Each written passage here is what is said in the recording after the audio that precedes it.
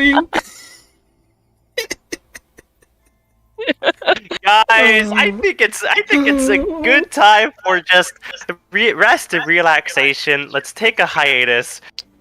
Everything's going wrong. It's fine. Wow. I wanna play Dungeon and Dragons. Do you want me to? Let's. Do you want me to do a one shot? If you want to do one shot, you can. Just to reiterate, because I was not streaming and I thought I was. Tobias can't be here. He's got a shift at the job he's got to do.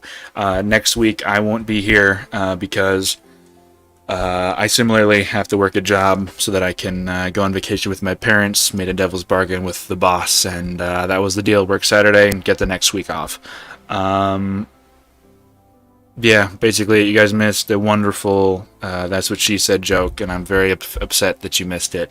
But we're going to stick with the theme of last week, and we'll introduce ourselves in backwards order. Valen, could you introduce yourselves and give comments, questions, concerns, snarky remarks, all that good stuff? Yeah. It's been a day. Hi, I am Alex, or Wendigo. I play Valen Forn, the Drow Hexblade Warlock. It's been a day, man. As for comments, I will keep all my comments to myself. Oh, that's almost worse. Summoners, it's your go. Hi. Hello.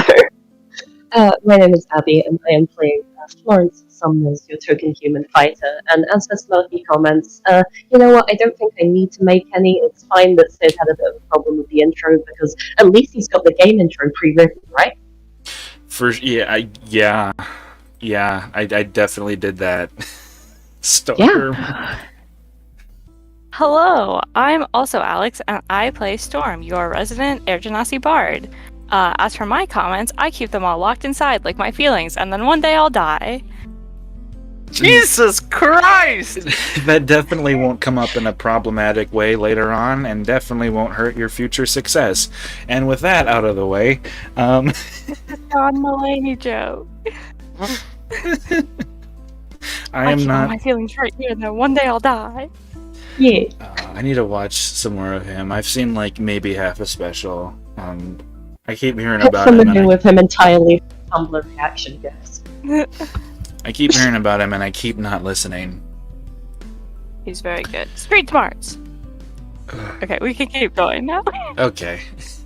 Thank you for If you've got it out of your system.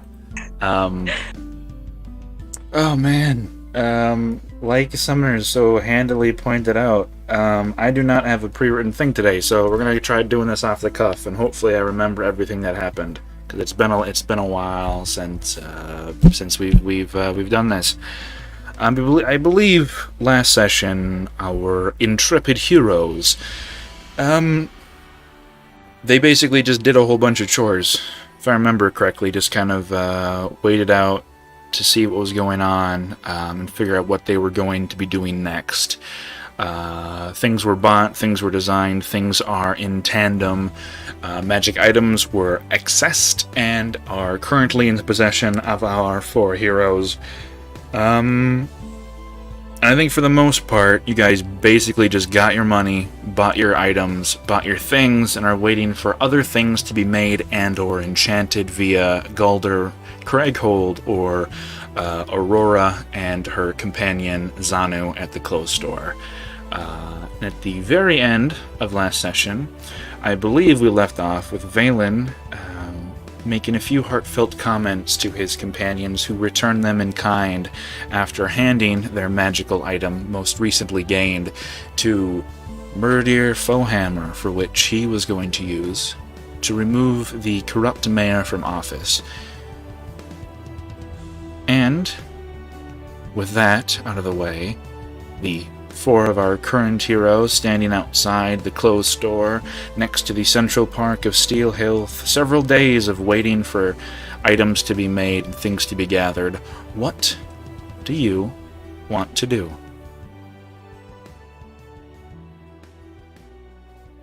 I can't see shit. Maybe we should get inside. And then we need to have a discussion about where we're going. Indeed, I agree with Sumnus. Probably for the best.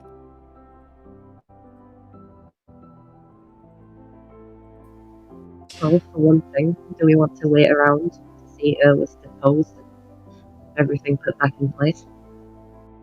We could go back to Cam's. However, if we go to the slums once more, who knows if that cultist will be there. If that cultist is there again, I am breaking that mask into a million fucking pieces, and I tap one of my crossbow bolts.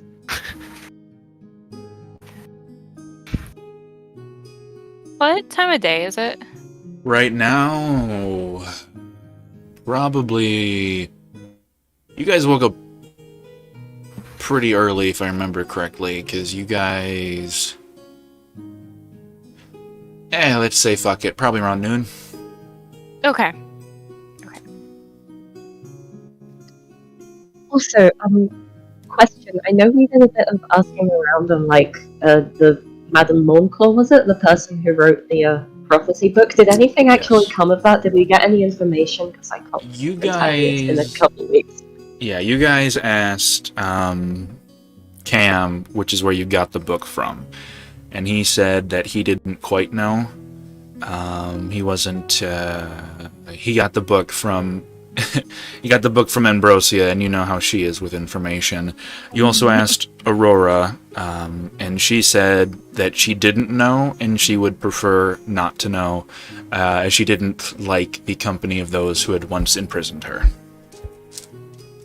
That those people being the more arcane type.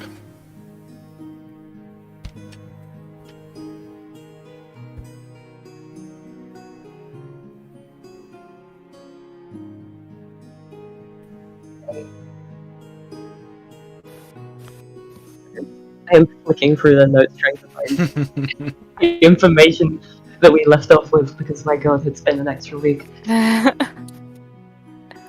goldfish memory was not mentioned.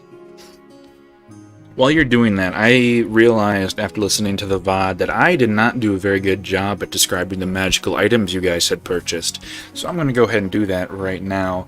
I believe currently Sumner's is in possession of, is it 5 arrows? Yeah, the 5 mission arrows. 5 arrows of Misty Step that are sturdy enough to be fired from crossbows. They are a steel, icy blue with the insignia of a snowflake, not but a couple inches below the arrowhead. These sigils give off this faint vapor-like wave as if they were, what is it? Not liquid ice. Dry ice, that's the one. The exact opposite of dry, liquid ice, also known as water. They give off vapors as if they were made of dry ice, just kind of generally and continuously giving off these waves. I believe currently in the possession of one Valen is a small ball of metal, matte black and extremely light in the hand, a ball of titanite that is claimed to be magical, but I don't believe anyone has used it just yet. And I think in the possession of Storm, correct me if I'm wrong, she is in the possession of an emerald spyglass made with its front centerpiece, the thing of which you look out, is made of an actual emerald with etchings and engravings on the inside to help you locate the stars and point your way.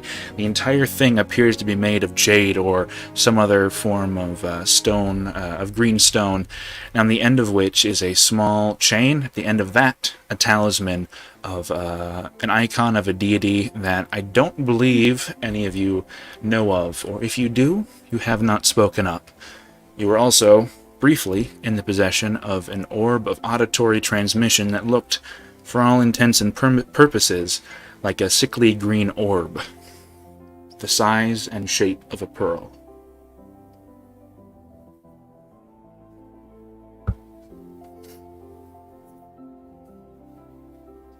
Did we hand that over already? You did. That's where you ended off last session, handing that to Murdier, and then heading out and having the heartfelt conversation with Valen.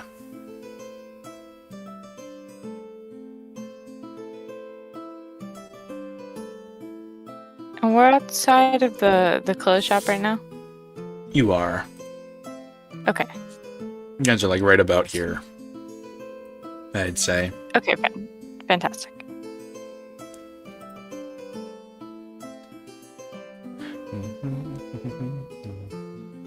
What's it gonna be then? We can wait here for a bit more? Try and dig up any more information we can about this property business? I don't know that I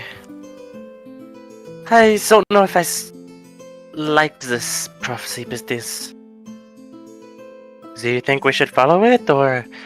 I don't know if Really? we have a Oh. choice. I mean, things that start with dreams of getting murdered by demons are rarely good, but usually important. And if it's a prophecy, we don't really get a say, I don't think.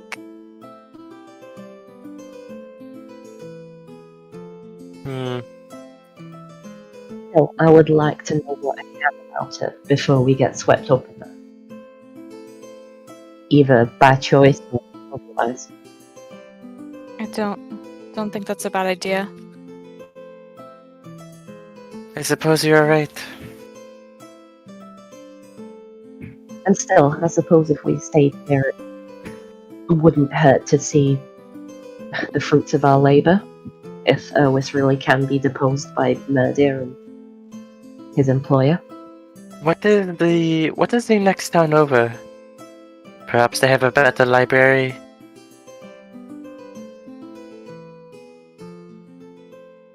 Do we know?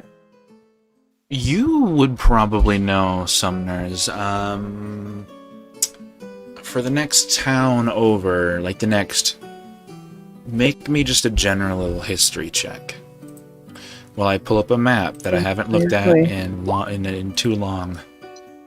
An 8. Yeah, beats a 5. Beats a 5. There are a couple of towns near Steel Hill. There are actually many towns near Steel Hill. The vast majority of them small and isolated, little more than villages of maybe 10 to 30 people. A blacksmith, a few farmers, maybe an inn if you were lucky, and that's about it. The 3 closest towns that have names and places and things to buy and people to meet and really sink your teeth into would be to the north. There's a place called Port Ferris. To the northeast, the northwest, there's a place called Madfield. And directly to the west, there is a place called Port Mavis. And in between Madfield and Port Ferris, there is a place called Graspel. Was there something mentioned about that on the demon? There was. You guys got a piece of paper. Yeah, it's got the weird drawing on the back of like the dragon or... It is a demon, I think. Alright. something. If you guys look Okay, at there's just Graspel, Port Ferris. Yes. So Port Ferris is Port- right here. Oh, did you open up the map? Yep, this is where Port Ferris is. This is about where Graspel is. This is about where Madfield is. Okay, we are avoiding that place. And this is where Port Mavis is. Beach episode.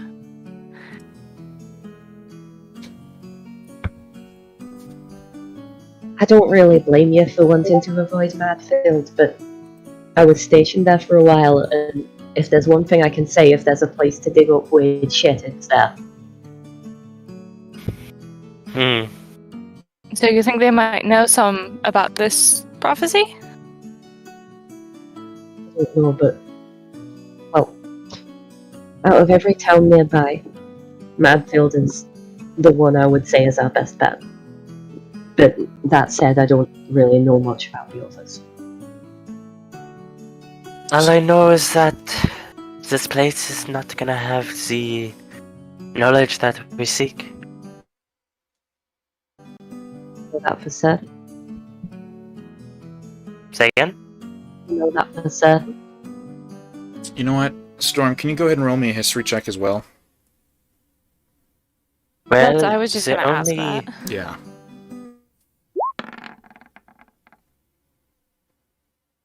Same roll.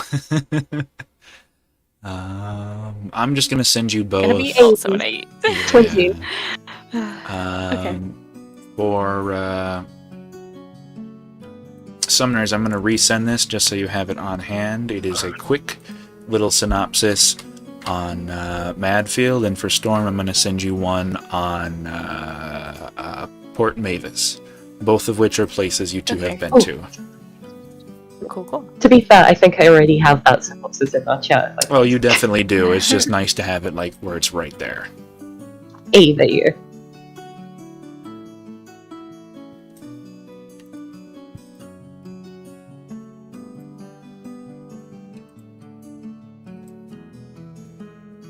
And, no, I don't know that for certain, but the only place that has books is one overflowed and has a crazy lady in it. Can it be worse than this one, though? Wait, I what? think he is talking about this town. Sorry, I think there might have been a slight misunderstanding. Oh. Yeah, I'm talking about, I thought there was another town that had just a bookstore with a crazy lady in it. nope. Ambrosia is the only library in every city, weirdly. God, Don't. if Ambrosia follows us. Don't tempt me. I will do that. No. I will die. You don't like Ambrosia? She has so many books. Your books are dribble.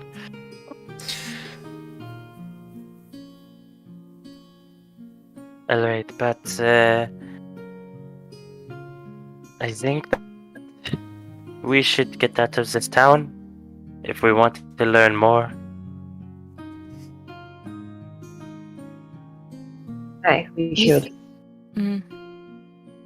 Yeah, I think probably as well. Okay. I still think that from the time I spent in Madfield, they've got strange religious connections there. Stranger than anywhere else you'll find in East Haven, or this near it at least. I don't know if either of you have been to Port Mavis, but there's a lot of trade going on, so people are in and out. Someone might know something, I don't know. Port Mavis, was that? Could you ping that again for me? Sorry. For sure. It Port was Mavis is like Down yeah, here, I think? Oh. It's like right there. Okay. This is basically all of that is East Haven. That little inlet right there is, I don't have the map up right now. I believe it's called Port Iris or Port Dewstar. I don't quite remember, but it's where the very rich and wealthy of East Haven move in and out. It's like a private little area. But yeah, Port Mavis is like basically just a straight tangent line from where Steel Hill currently is. Well, I suppose it would be an option to head west along the coast, visit Port Mavis, and then trek north to Madfield from there. I think If we don't mind taking ourselves off the road.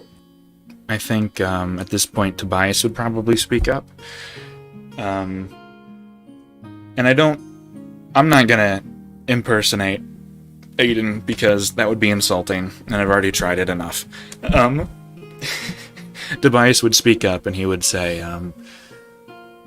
and if anybody remembers the piece of paper we had found, Graspel is also a significantly religious place, and we might find answers there, specifically to the Iris gods. Point.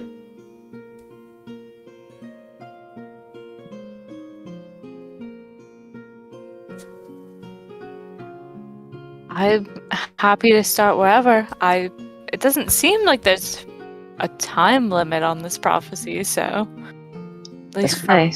what I've inferred. And as you said, it's a prophecy, so it's just as likely it'll find us.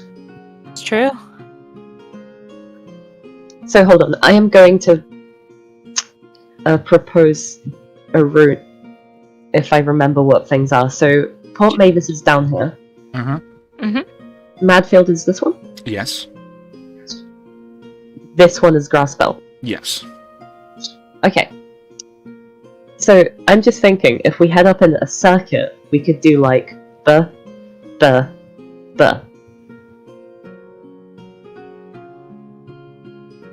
It's entirely possible. I think that makes the most sense.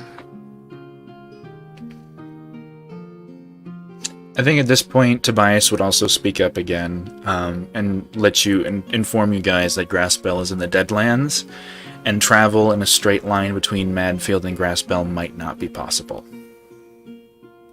Or at the very least, would be dangerous. What are the Deadlands? Fuck it, I'm gonna try an impression of Tobias, because I don't like just giving you information that dry.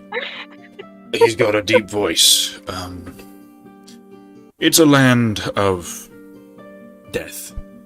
After the Great War, the Ashen Gods left it cursed, and now nothing can grow there, save for in Grassbell. No plants, no life, just remnants of war and cursed existence. And so why can't we travel through there if nothing is there? There are things there. Nothing peaceful. Like I said, remnants of war and cursed existence. Well, since we don't have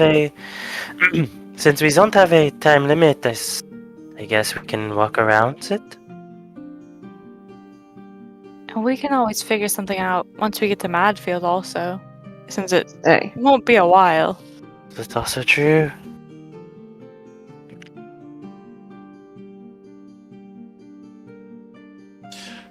Well, while the three of you think on what you want to do and where you want to go next, I'm going to go ahead and ask you guys once again if you guys are interested in role-playing the next 3 days while you wait for your stuff to get made, or if you're interested in a time skip between interesting things. There's nothing I want to do. Okay. Yeah, I can't think of anything specific I'd like to get done, so maybe it would be a bit easier if we did the time skip. Okay. That sounds all well and good. Where are you guys staying during these 3 days? Just in the church with Cam? Yeah, can we like all try and fit in his bed one night? I think that would be fun. Do you want to? No. I don't know Cams that well. Alright. We are not going to fit in a bed like you fit in your little clown cars. What's it, Cat? They were ethical. The cards, there were only enough of them in the cards as could hold them. They didn't squeeze in there. That's also a lie, and I need you all to just understand this. The clowns were ethical, and they wanted to be there. You guys are I gonna don't fight. think. You guys are gonna fight suicidal clowns by the end of this.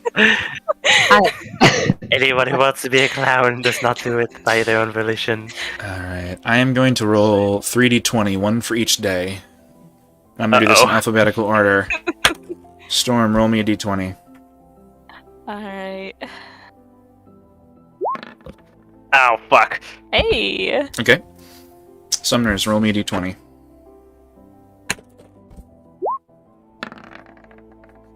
Oh, Valen, roll me a d20. I love that. Okay. 8.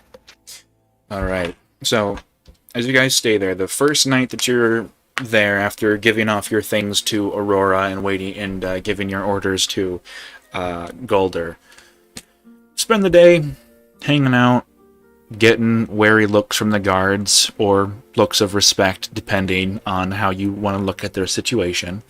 Head in and out of various taverns and stores and buy, eat, or do whatever it is you wish to your heart's content. Mostly just having a little bit of leisure time after the very intensive bouts of battle and political manipulation and planning you guys had been a part of. And that first night goes without a hitch. You guys sleep in the temple to Deucedar with Cam, and no big deal. The second day, similarly, goes on without a hitch. The day passes easily and with much leisure. The guards give you a wide berth. There are more and more in the slums as time goes on, and you can see people moving about much more freely than they were before. No longer tied to their beds and their homes and their protection from no longer needing protection from raiders who threaten to kidnap them and their children. And that day passes without incident, and you spend the night in the temple of Cam, in the temple of Deucedar, and the night passes without incident. And the third day, very early in the morning, probably close to 2-ish, 2:30-ish.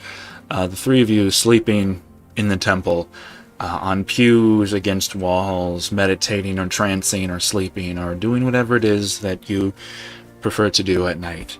The doors to the temple open very slowly and then close behind just as slowly. Valen, make me a perception check because you trance.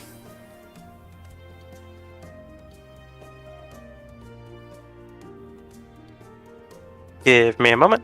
Do.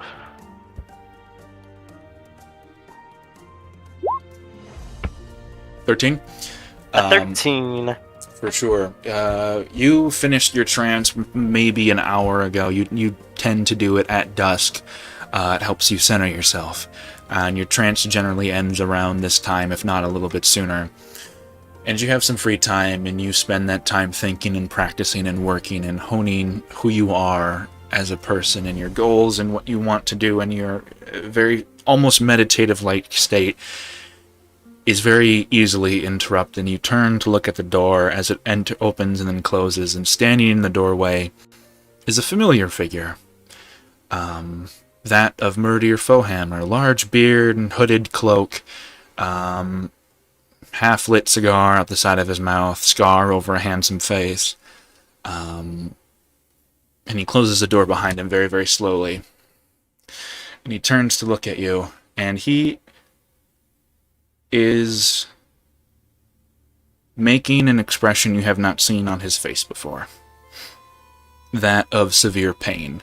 You can see he's doubled over, one hand on his stomach. You can see his hand is covered in crimson going down the side of his cloak.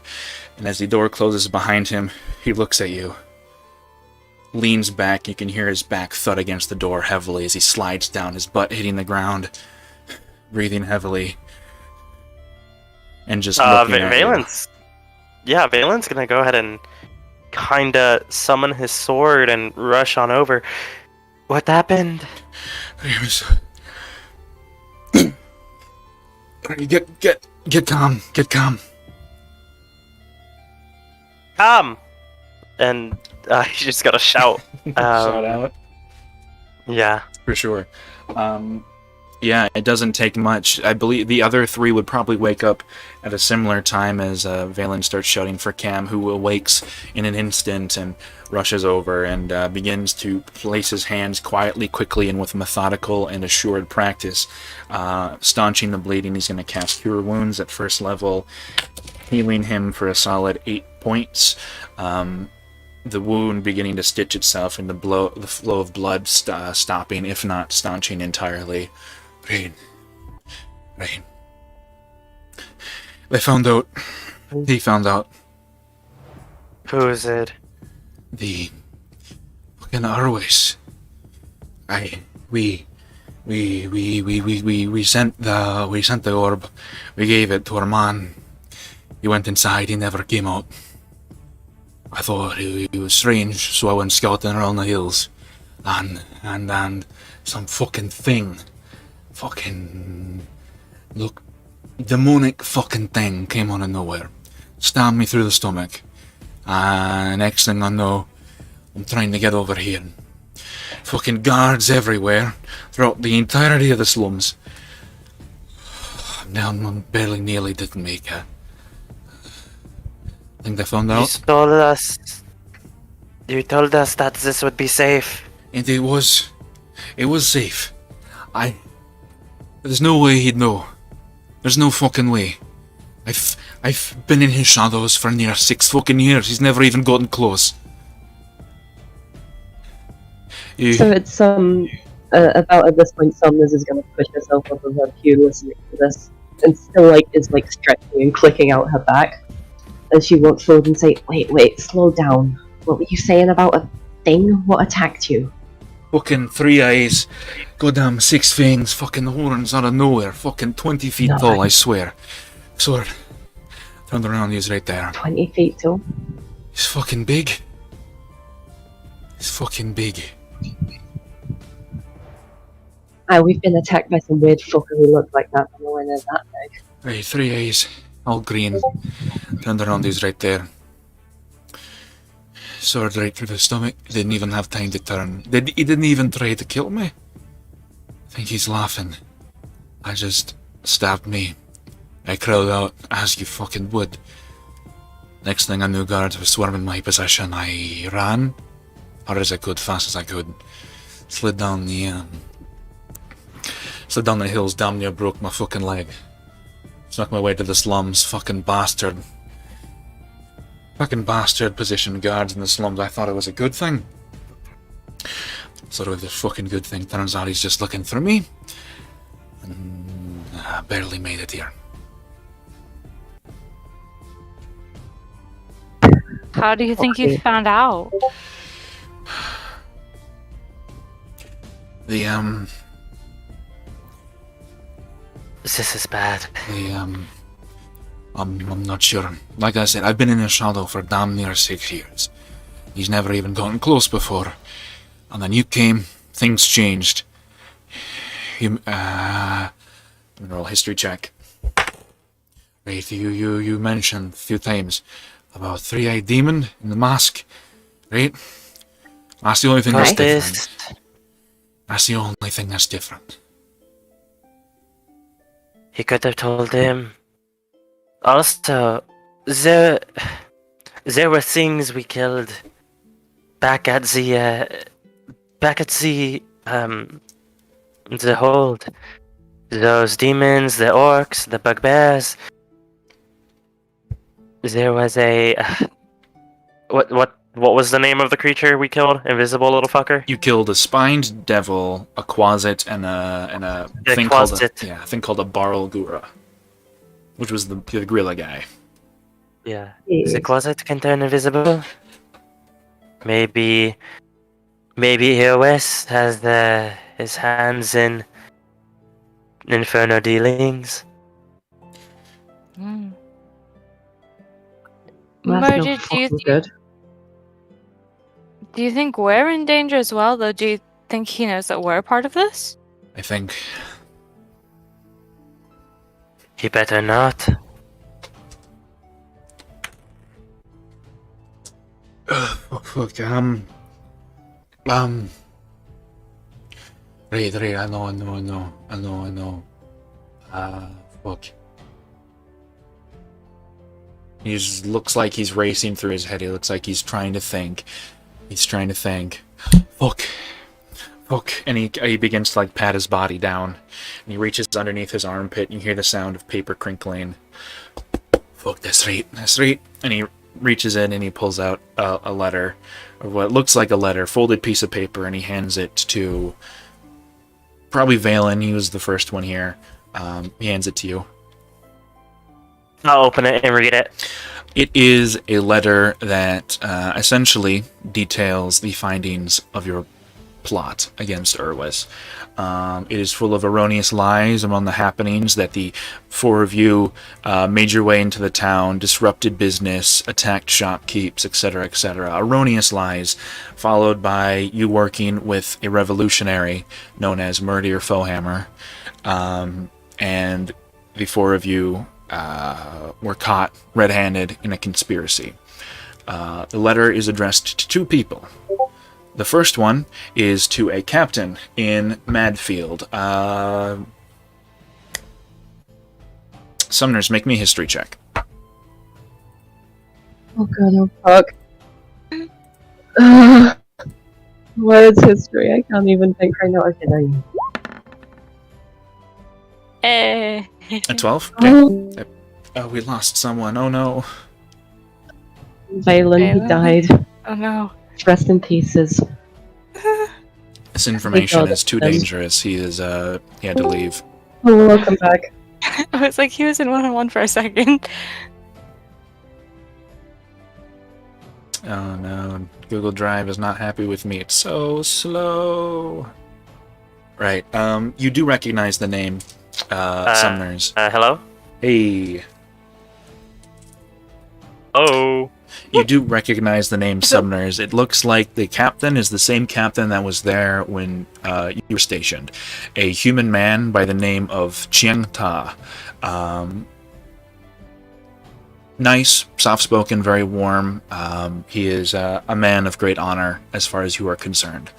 The second person it's addressed to, with instructions to Chiang to send it along its way, is to Jin Skyguard himself, the Crown, the king-appointed ruler of East Haven and all of its allies. The letter details that the four of you are too dangerous to be caught in town, and on the pathway out of town, you are to be captured should you ever pass Alliance troops. Wait, and did you intercept this message? Right, I did. Well, I didn't. I picked it up in a Dropbox before I decided to check out the manor. Didn't have time to really read it over or process the information. I just picked it up, put it in the pocket. I made my way there when I was in town, and I had some time to myself, waiting for the guards to run by. I looked it over. That's why I came here. Otherwise, I just... Wait, so did this letter have time to send? Are there copies of this going out right now? Otherwise doesn't... No. I scraped off the... There's only one I scraped off, or at least my men, people who work with me, have orders to scrape off the seals. He only ever sends one. He can't send more than one seal, otherwise he'll get in trouble. Official business and all that. Right. Hello?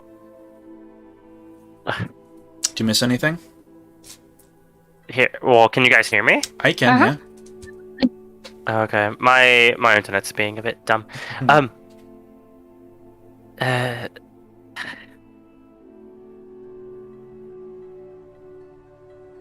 That's it.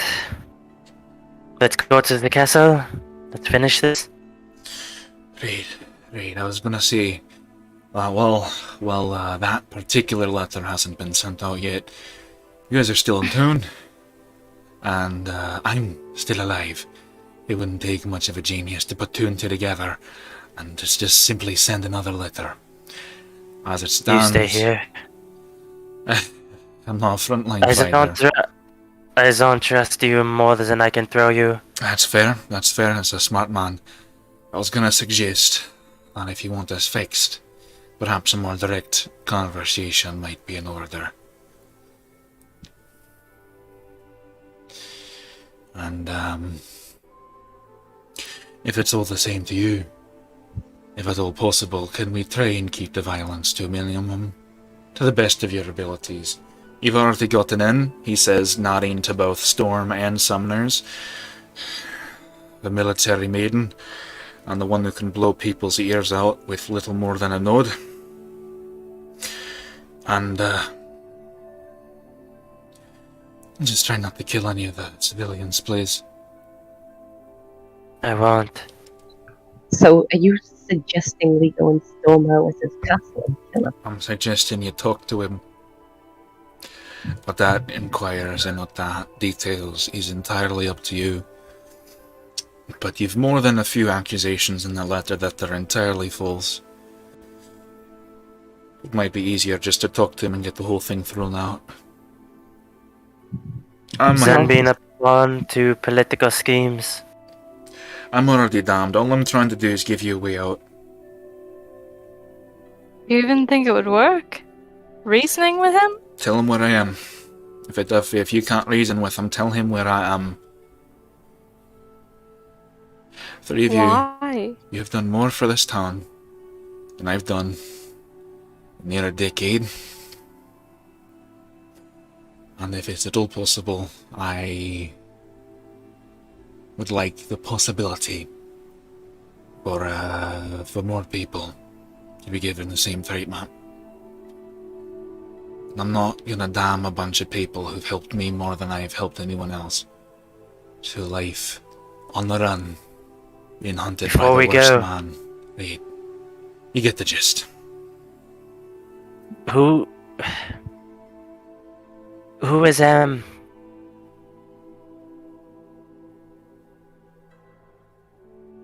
give us that much? Who? What? What was the question? You said who, and then I couldn't catch the rest of it. Damn it. Lost two M was, I think. Who is Who was M? Make me a persuasion check with advantage. Oh, okay.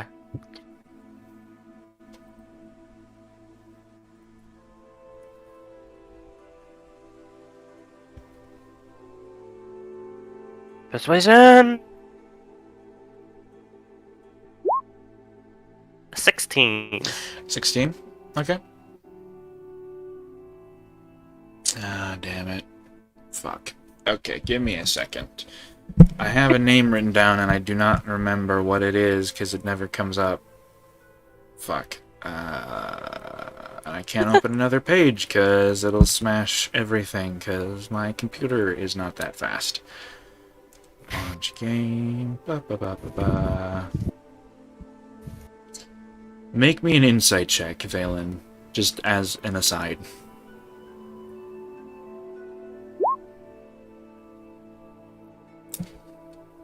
Oh, if he lies to us, I'm killing him. Yeah. 13? He's not even going to try to, actually, no, he is. As you kind of look at him, you can see he's mulling it over in his head several times.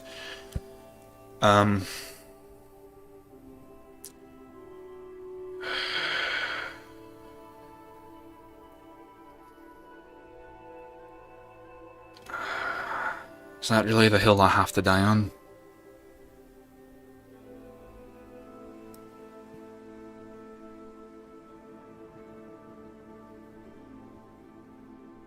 No? He asked the question, is that really the hill I have to die on? If you want to live and leave this bonds, then yes. That's not about me though, Eliza. Just as it's smart not to trust me, it's smart not to trust you. And I'm willing to sacrifice myself, but I'm not willing to just throw away. Once Eris is dead, she will take the throne. Are you going up there to kill him? That I can promise. Are you going up there to kill him? Most likely. He's Well, He's already been there. He is nothing more than a parasite on the people. Listen, I agree with you, something has to be done about him, but I don't think we should rush there with that as our first intention. It's probably better if we don't know who M is anyway, because Then he could. if we want to kill him, he will be disposed of or deposed.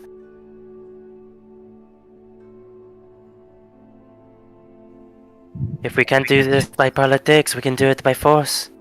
Something will be done about him, but I don't think murder should be our first choice. It's never a good first choice. You were really quiet for that last bit. Could you say that one more time? I just said that something has to be done about him, but murder shouldn't we are first choice, it should never be a first choice. Okay.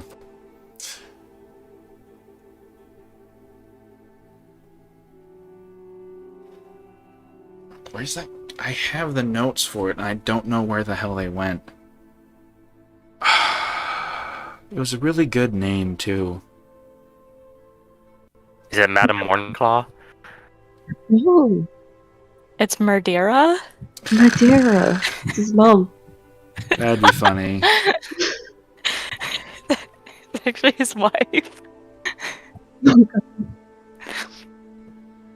That would be very funny, but I don't think that's what it is.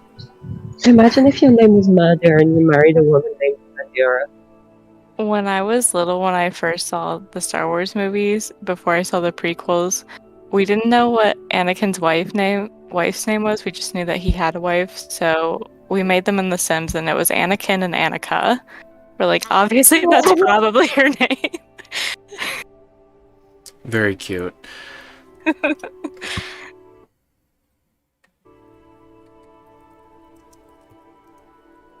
If we know we can protect her, If we know he can take it from us, what? he could. What if he uses a spell or something and he gets it out of us? Then he won't last too long. You're very, We- very confident. We will not. We killed a Bulgara. We killed an entire camp of bandits. You think a couple of civilian soldiers, as well as a greasy old man, can take us? I don't think the soldiers will be a problem. They don't seem to be terribly loyal, but And I was wondering if we could use that against him. That is the better. That is Should- better for us then. Should things go wrong, I would like to perhaps have a discussion with those soldiers within the castle first. And perhaps using the right amount of rank pulling, I could sway some of them to our side. Do you think you have rank? How many people have seen this letter? What of our names is not already destroyed? As far as I know, the letter hasn't gotten anywhere. And whether or not Otherwise has already commanded the guards to go after you like they did me, if they were already given those orders, I don't know why they wouldn't have stormed this place already. And from what I can tell, you're about as dead set as is possible. And if this is what gets you through to there and gets this problem solved, regardless of what the outcome is for me, so be it. Miss Melanie. She's a woman in the southwest portion of the town. She's mostly a recluse because of what we've got going on here, but just ask anyone in town. She makes more than a few donations. It's Melanie. Thank you. Then, we go out tonight. Are all of you rested up? much as I can be. Do you have a place where you can hide Murdir? You're standing in it? There's not much else I have to my name. Besides, they wouldn't dare storm a place of God. Not one as protected as this. I would hope so. Murdir, once this is all done, I'm not sure what we will do, but I don't think we're gonna stay in town for too much longer. It's probably a wise decision. With a 13 in Be insight, ready. with a 13 in insight, Murdier is visibly shaken by his decision to share that name with you.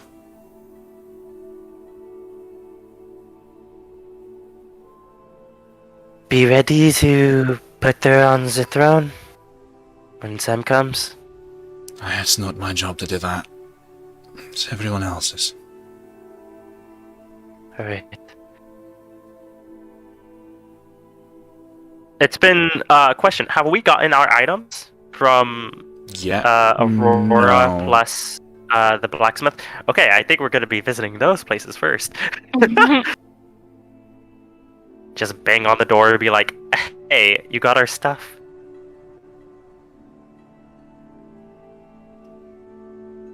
Are you guys waiting So- so you guys are waiting until morning? No, I think we should go now. It's we're gonna go bother it's them like- in the middle of the night? It's like 2 in the morning. Imagine Yeah, being awake at exactly. 2 in the morning. Valen's so rude. Valen's never worked a retail job in his life. It shows. Valen's worked worse jobs, don't worry.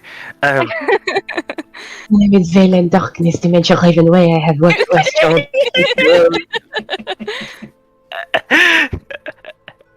He's my boy, leave him alone.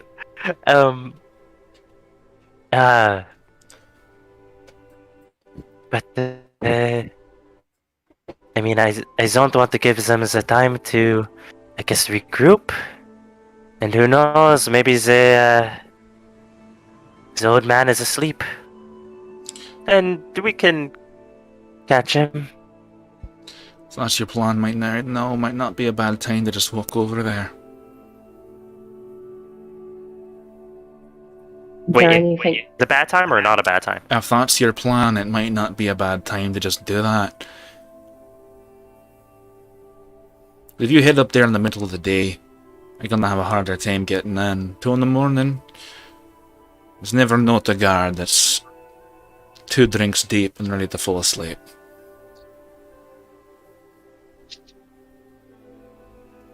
It's up to you, though. What do y'all think?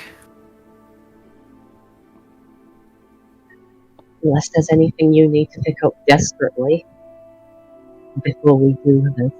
I spent like $200 on the goggles. You spent I would like to... you spent like $3,000 on those goggles, my man. that is true. We can pick those up But I I guess mean- afterwards. It's dark right now. You don't need them right now. We'll get them. fine. Before we do anything else, I have something I would like to do real quick. It's nothing big, but it's just a note that this is something I did. I'm gonna take my insignia out, which I usually keep pocketed, and I am attaching it to my breastplate. Okay. Easily done. Yeah.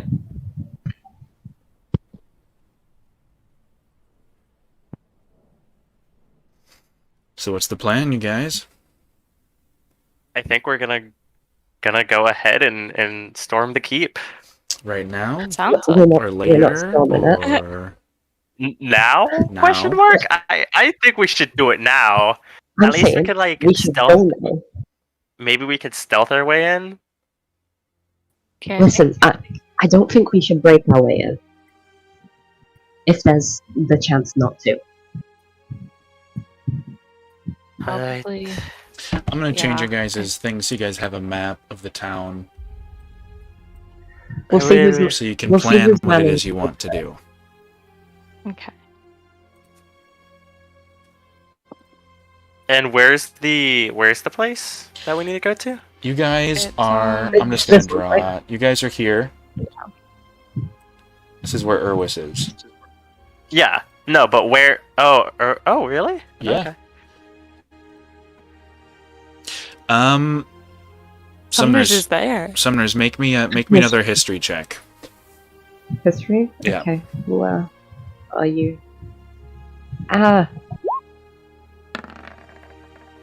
Okay, just barely beat the DC. You guys we're gonna scoot by this session on the seat of our pants. You know that in towns that are allied with East Haven, They have a relatively strict system of governance. People are required to be a democracy. If the elected leader dies while in governance, the Crown of East Haven reserves the right to appoint their own governor, which is how Irwis got in charge. And said governor, mayor, etc., are required to stay in a house built for that purpose, like the White House, essentially. They have to stay in that government-mandated house where they're easily reachable by the public. That building you guys visited, where you met with Irwis, is not that building. It was like newly made. When you were going to the guard barracks, right next to it was a rather regal-looking manor designed in much the same way as places were where you grew up. This place right down here is where the mayor should be living, but is not.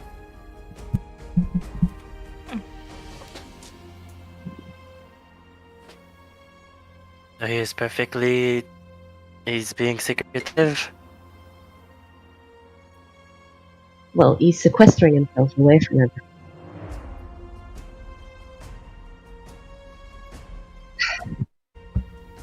That's good. I've just thought of it, that's another breach of the rules that no one can deny.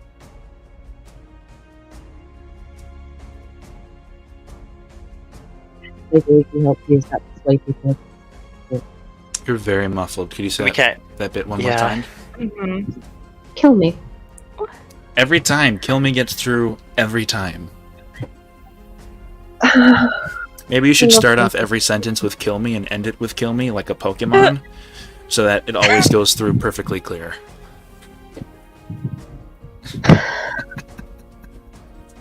Start and end every sentence with an expletive.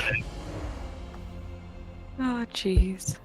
Fuck. So, basically I just said it's another breach of the rules we can use in our favor if we're turning people against him pissed. Fair. Okay. And who knows? Perhaps if we go into the manor and find our little mole, we can take whatever was on the pearl. That's true. I don't think I want to do violence just for doing violence. Oftentimes, this is the only language they speak. I'm gonna turn back to murder. Yeah. Is there anything you could tell us about this mole you sent in? Any descriptions so we might be able Give to me a moment. identify them if we found them? I said, is there anything you can tell me about this scripture you sent in? And then I couldn't hear the rest. No, I asked if there was anything he could tell us, like, description-wise, against the about the mole he sent in, his man on the inside, just so we could identify them if we found them. Oh. For sure. Okay. Right. I was a man. He never went by his real name. Always went by Mr. White, and he was one of the three producers of Greenleaf in town. Medium build for a human. Not quite skinny, not quite stocky.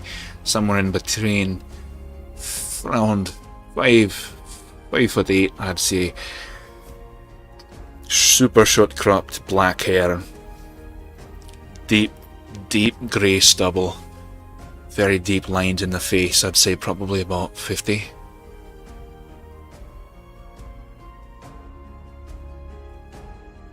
I give a nod. Fuck, I should have made him bald. With no stubble, and he'd be Mr. White, Oh, like jeez. Walter. God.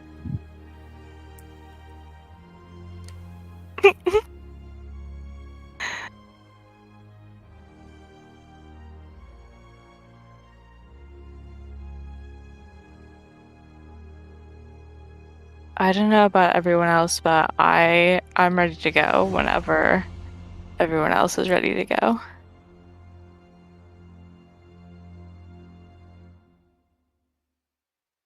I'm ready. Let's fucking do this.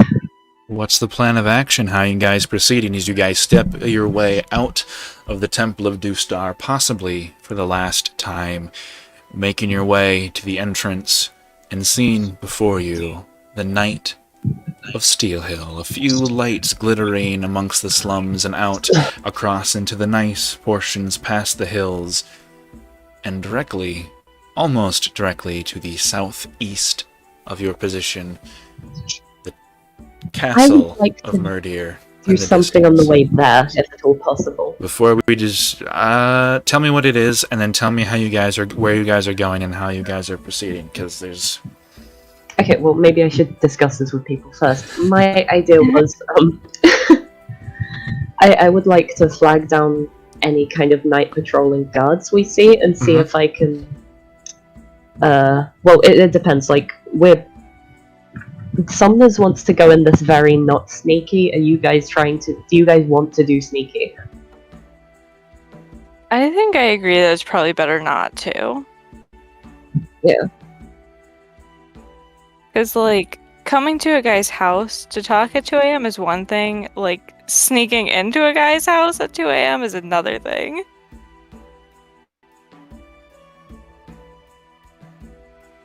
I think we maybe lost Valen. Valen, are you there? Yeah. I'm here. Hey. Hello. My plan is to kind of. Oh, no, we can walk in. I just suggested sneaking.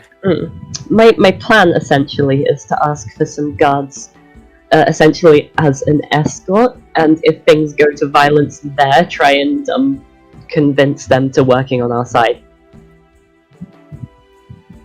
I think that works. Or like, I don't know, this all really depends on how the conversation goes, but I think he has his own people in there, so if I can try and sway some of the local guards, we might be able to get them to come in on like an arrest or something. I don't know, I just think it would be helpful to have them there just on the off chance, and if they do turn against us, they're a bit shit, so it doesn't make much of a difference. No, I totally agree.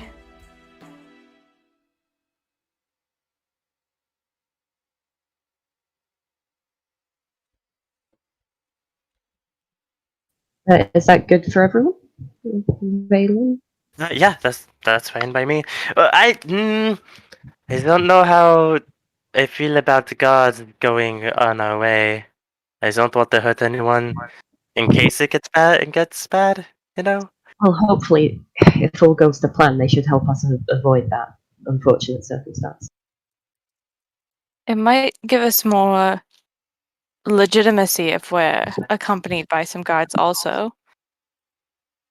If that is what you want, then okay. Well, we are a team. I would like everyone's input, of course.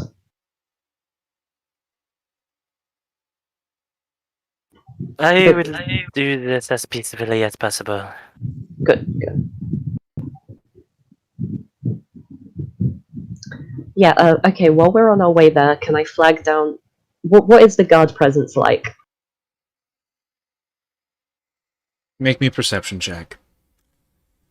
I just closed my sheet. Perception. I just closed my sheet. It's a good 7. Not 3. Can't quite tell the exact numbers being a human with no dark vision. But you do see that scattered throughout the slums, you count about 6 or 7 moving lanterns, and past them, while you can't see nearly as much, you see a similar number on the other side of the hills. So from your very limited vantage point and with your very limited vision, you can see about 14 roving guards at this point.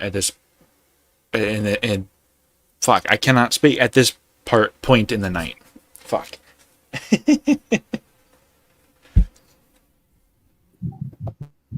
Oh, we ain't even trying to be quiet here, so I'm gonna light up a torch as well. Okay. Just mark them. And lighting up this torch, I want to approach the first grouping or single lantern I see and try and meet up with a guard. Okay. As you approach, there are a pair of them, and they kind of turn to look at you. I'm going to kind of approach them, stand to attention, and say, "Soldiers, I am about to meet with the mayor, and I would request your presence in my company."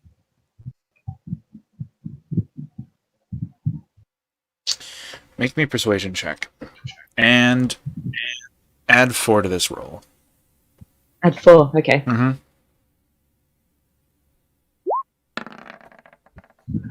22. 22. Hey. Do you have anything in addition to persuasion, or is it just straight? Yeah, I have 10 charisma, so it's Okay, just... fair. They both turn to look at you, and they kind of survey the group. And you actually recognize this guard. It's the one that escorted you to Urwis in the first place with the to where he offered you a job. Wonderful. Yeah. We can do that. Yeah, we can do that. And he kind of elbows the guy next to him, and the other guy agrees in a similarly kind of like haughty, and very slow-witted manner. And they help escort you to the manor. Okay. If I walk directly past another, let's say any grouping of more than one, I would like to attempt the same thing, but only one more time. Only one more time. Should I just... Roll me another persuasion check. No modifiers to this. It will be a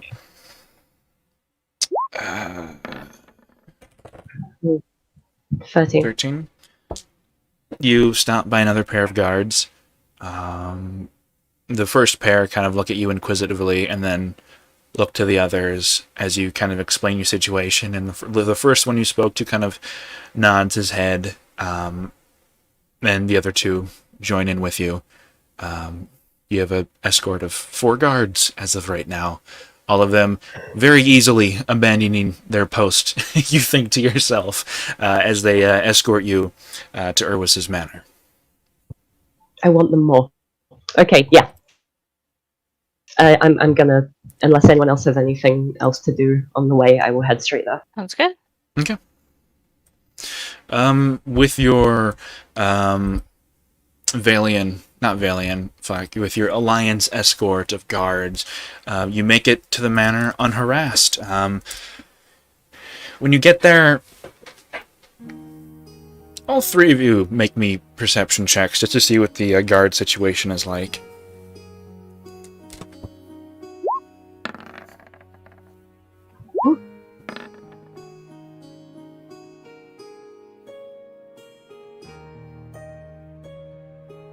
Valen.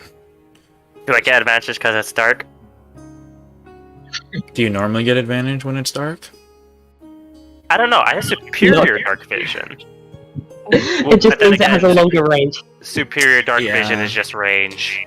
I don't think it's not that big of a deal. You guys aren't going to get more anyway. Yeah, An 8. it's fine. You see on each tower, there is a single lantern that is moving at kind of a regular interval. And in between each tower, you see another light. It looks like there are, at minimum, 8 guards kind of patrolling the perimeter and 2 stationed near the gate. And as you approach, the lead one explains himself to the 2 who are leading, who are guarding the gate, and he's going to make a persuasion check. Natural 19. Natural 4 for the guards guarding. And after a quick explanation, signals are sent, the gate is lowered, and the 4 of you are let into Urwis's manor. 3 of the guards stay behind, and the lead guard explains to you, right, I can escort you to the office. Just, keep an eye out. Just, you can never be too safe. The other 3 will be waiting for us when we leave. Of course, and on that note of us never being quite safe, could you bring the other 3 in as well? Not, of course, I'm not expecting trouble here, but Oh no, just there stationed shouldn't. outside the door. There shouldn't be any trouble. No, they have to stay outside. We have proportionally only so many guards to go around. You see, we're volunteers. If they were to go inside, it would be added minutes should they be required down in the town. And besides, we already have more than a few stationed within the manor. I wouldn't worry about it at all. We should be fine. Of It'll be course. alright. Oh, wonderful, wonderful. If you'll just follow me. And he makes his way into the manor, leading the four of you unharassed throughout the manor. The other three staying behind as the gate is once again ratcheted up. You make your way through the little pathway, through the little garden, into the gaudy but almost tasteful interior of Urwis's manor, through several stairs, past several paintings, and eventually find yourself in front of the very large double doors that is Urwis's office. There are currently 2 more guards stationed at said entrance. The guard escorting you. Yeah? I had a question. Are the guards guarding this place? Are all of them like East Haven guards, like Alliance crests and everything, or are some of these look like they might be private hires? Every single guard you've passed in this town, save for one, has been, it looks like, Alliance guards. They have the same insignia you do with less ornamentation to symbolize they're volunteers and not officers, let alone people with any sort of command. The only person that you've seen up until this point that hasn't been what looks like a volunteer was Darius, who is the captain of the guard. Ron Swanson mustache and all. He was in like official uniform, half plate armor with half cloak, half cape, and the insignia. And the 2 guards in front of you, the 2 guards in front of Urwis's door, also appear to be in official uniform. Insignias proud and sitting high in their chest, in chainmail and official uniforms. And as your escort goes up and begins to speak to them, he's going to attempt to persuade you to give you let inside.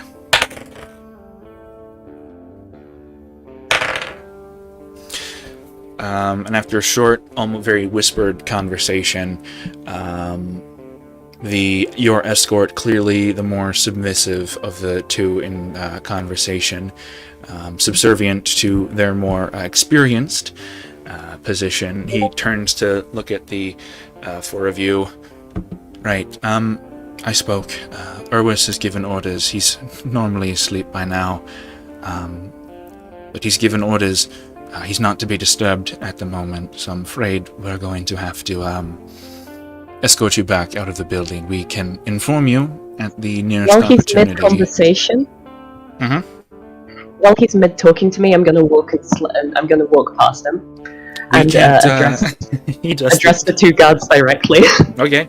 As he's explaining to you, you just walk right past and he trails off. Yeah, what are you saying to these 2? I'm gonna say, I know that these are unusual hours, but I'm afraid this is a very important matter. I will have to request that you allow me entrance.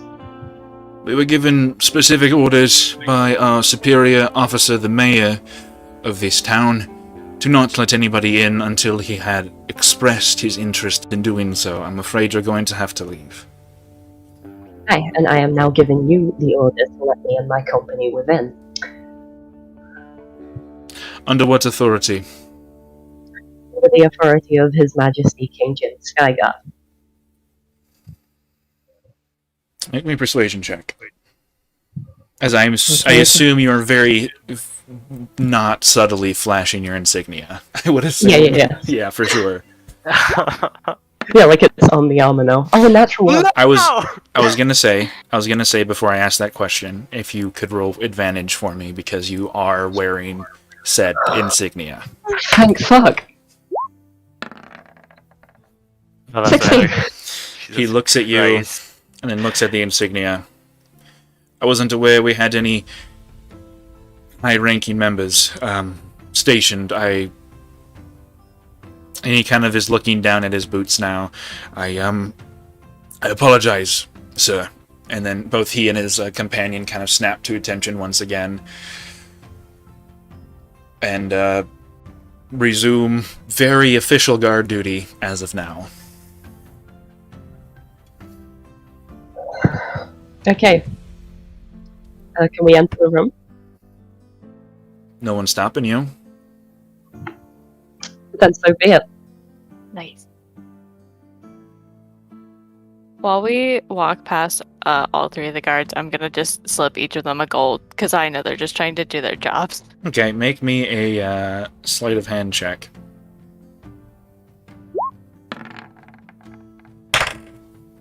Oof. They all Okay, notice. save my one. They all notice, and they Oh, look no, at I your wasn't trying hand. to be subtle. I was just like for the trouble.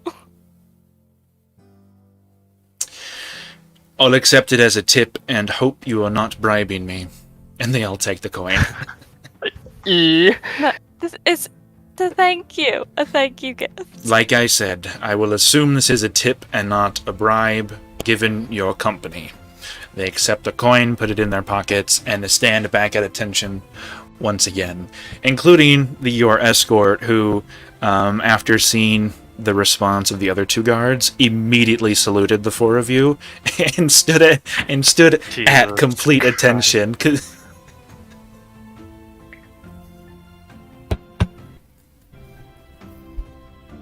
But yeah, the four of you make your way into the office, the huge doors opening and then closing behind you on perfectly oiled hinges, making nary a sound, none of the guards turning to look into the room as you enter. And in Erwis's office, which you have visited before, you see a similar sight. Walls lined with books, and in between each bookcase, a large suit of armor, about 6 in total, all of them shining proudly, holding glaives, swords, shield, mace. At the back center of the room, a large mahogany desk behind which a very large chair sits.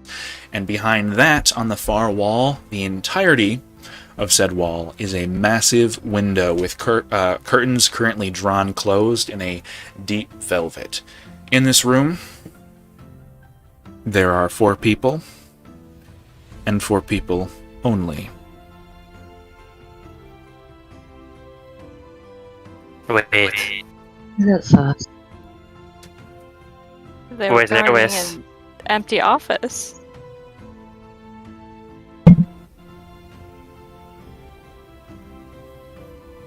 Is This there a feels window? Bad. The entire back wall is a window. Okay.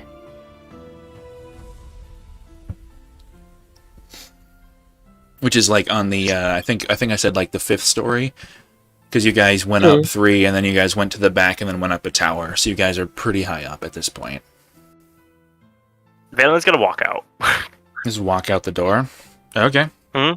You're just gonna Yeah, he's gonna walk out of the room, like poke his head out of the room, and look to the guards.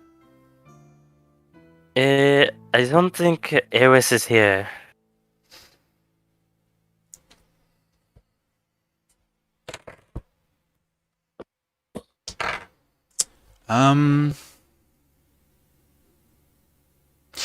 No, I'm gonna roll one more check.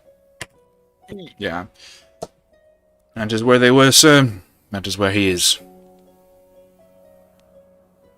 They don't turn to look at you. The 2 are currently at attention, your escort having made his way elsewhere.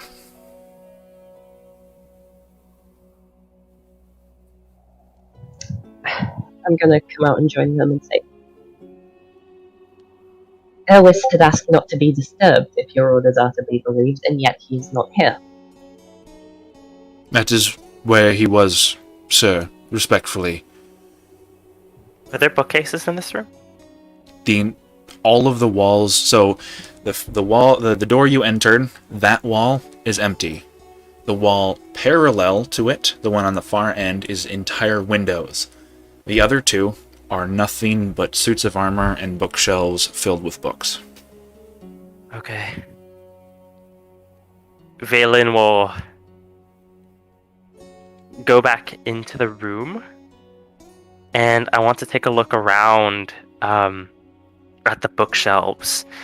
and see if there's like he's gonna kind of like run his hand over the books and occasionally like pull on some books, you Mhm. know?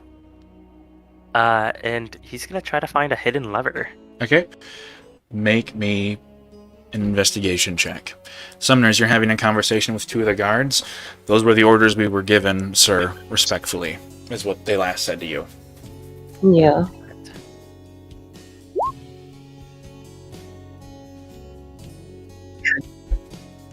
If he were to have retired to his chambers, would you be aware? There's only one way in and out of the room, sir.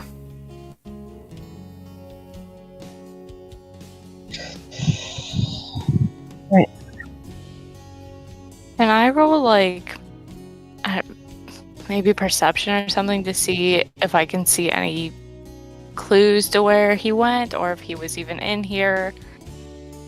Another investigation check, please. Investigation, okay.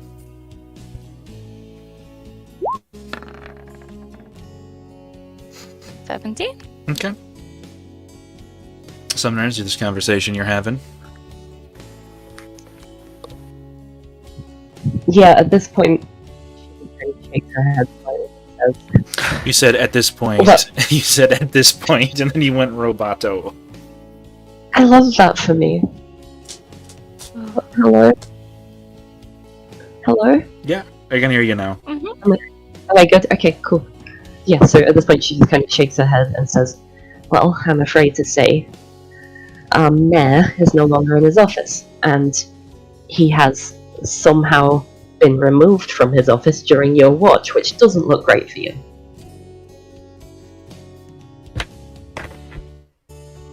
They both look at each other, turn on their heels, and enter into the room to see the two of you, Valen and Storm, searching through the room, kind of pulling on books, going over desks. Valen, as you move through several of these bookshelves, going to each one and finding books that look like they have a little bit of less dust on them than the others. You pull on them, you move things, you twist the suits of armor, and nothing happens besides suits of armor moving and books being pulled. Storm, with a 17 investigation, you pour through the desk, the only other item that isn't being searched as far as you're aware. You get search through the drawers and the desks, and on said desk there's just like papers of like taxes, important pieces of information, pieces of business, memos, letters, things like that, mostly business things.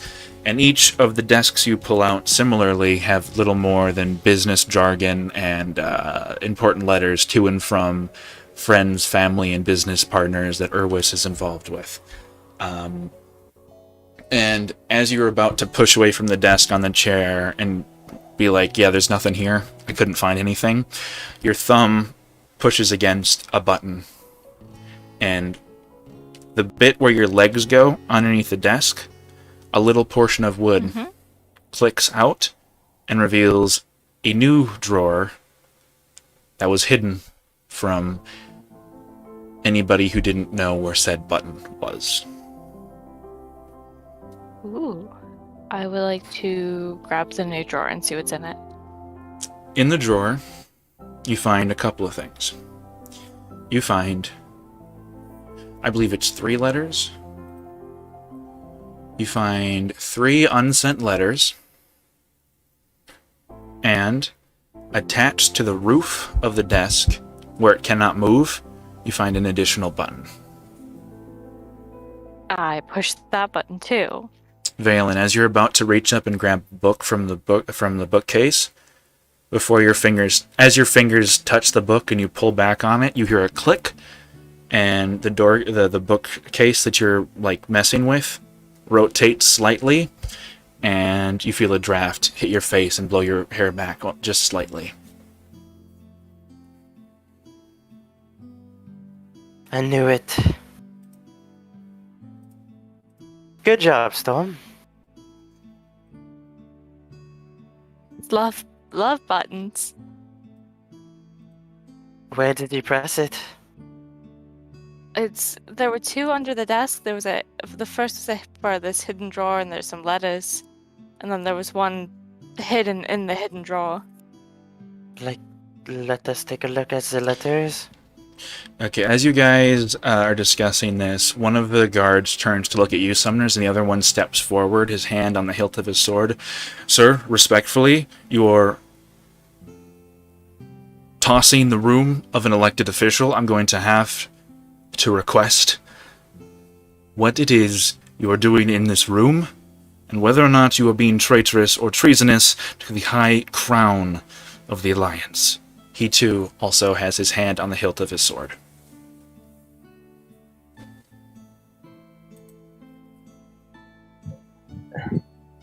As I said, we are here to meet with Erwis under urgent matters. You know us. We've been through here before. We will not betray the crown. We fought monsters and demons for the good of this city and this alliance. Make me another persuasion We check. have heard. Wait, what were you going to say, Valen? I'll let Valen say something because he's much more charisma than I am. Valen's gonna get up and he's gonna kind of like walk on over. We have heard the word of this dark dealings with what is going on.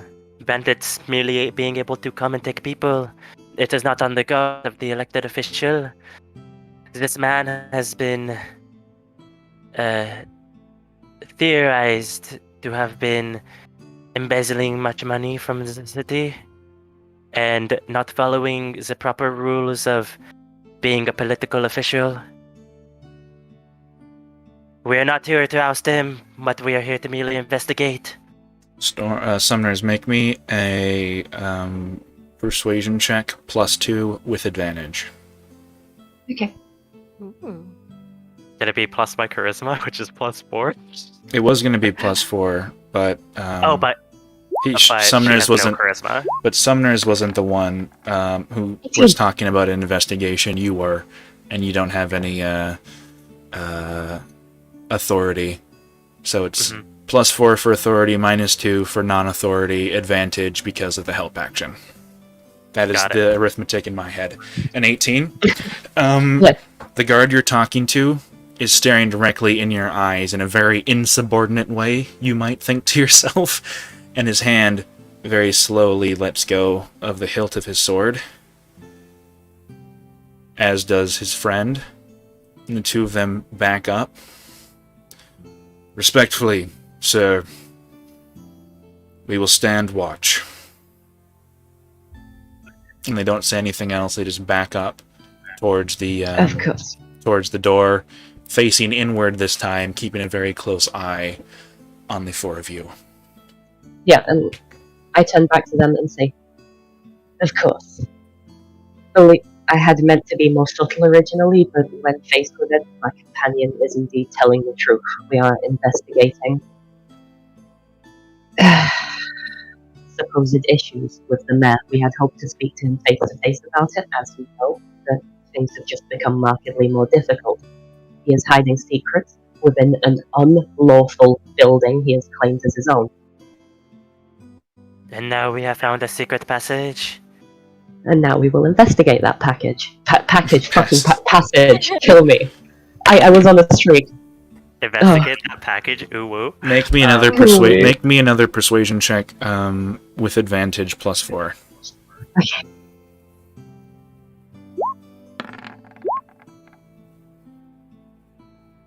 Oh, that's a 20 total. 20 total. The two of them look at each other and just walk out the door. They stay on post on the other side of said door so they can keep an ear on the room. They're no longer watching the four of you. Something you said has persuaded them to allow this investigation to go on unhindered. Thank fucking god I was... Oh, this could have gone so much worse. Let's keep searching then. We need to take a look at those letters. Then we can go down the passage. Hmm. Okay. Storm. Sorry, I just rolled my headphone wire and pulled them out. You find the first letter you find is written in handwriting that is identical to the ones on all the other pieces of paper you found, presumably Urwis's handwriting. And I am going to send that to you right now. Okay. Addressed to the mentor in ancient ground.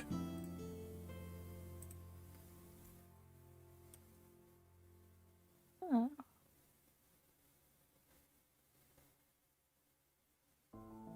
Okay. Do either of you know about mentor in ancient ground? Do we? Both of you make me history checks. I'm gonna do the same for Tobias. I'll send the 14? 14 doesn't ring any bells.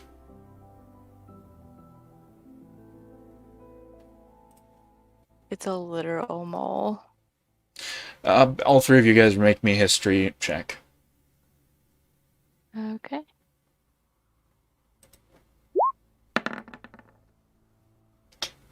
$18. 18. Valen, you do that too. I think he left for a second. Oh Yeah. no, he died. Chat, so. No, he said BRB. No, Stat. he died. He died. To none of you think that is familiar to you at all. It's probably how it was designed to be.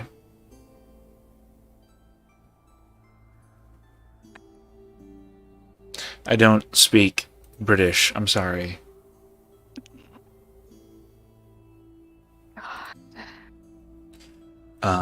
The second and the third letters you find are conjoined, in that the first one appears to be much older than the second, and the first one appears to have was written by Urwis, and it says this.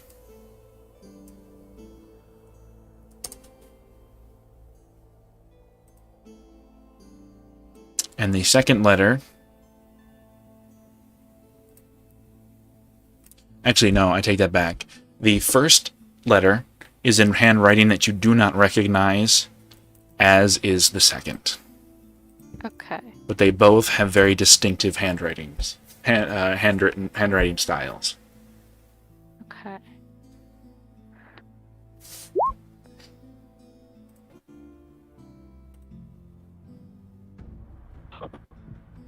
Valen, make me a history check to see if you know what the name, the mentor in ancient ground means. Okay. Let me see here. History. Sangra Floyd. A 7. idea. Wow.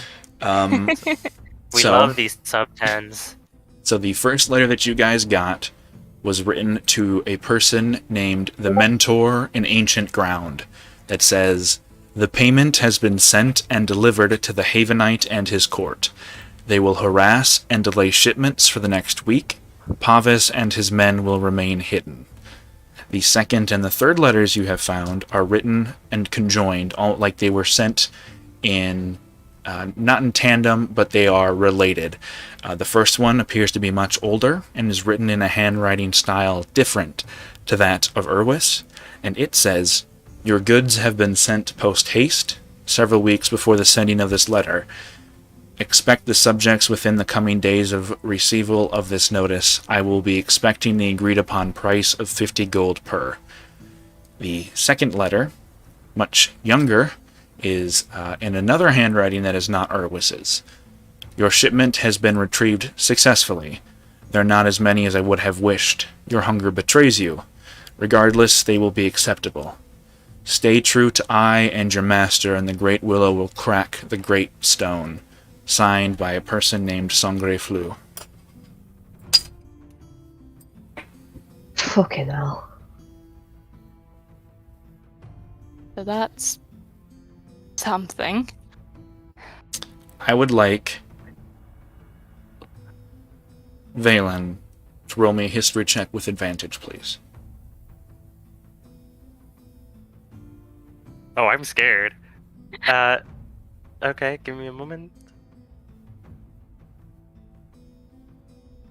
History 1 and history 2. Oh, 20. Hey! A 20.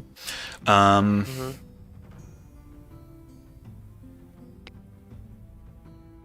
Hold on, let me check one thing. Da da da da da da da da da da da.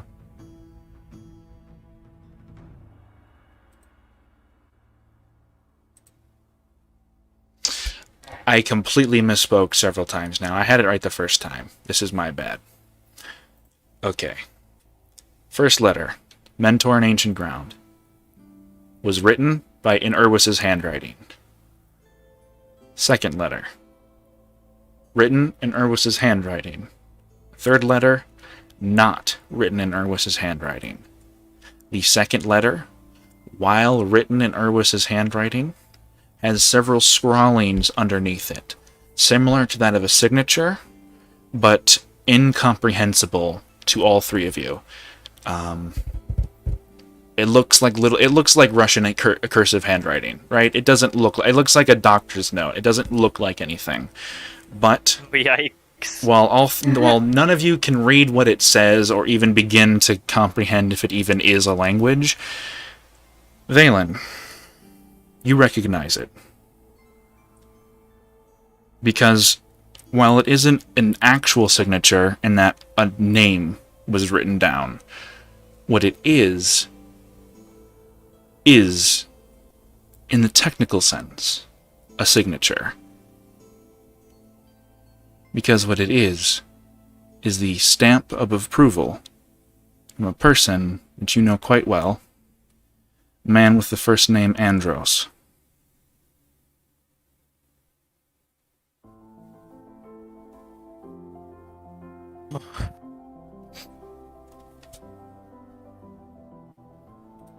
Valen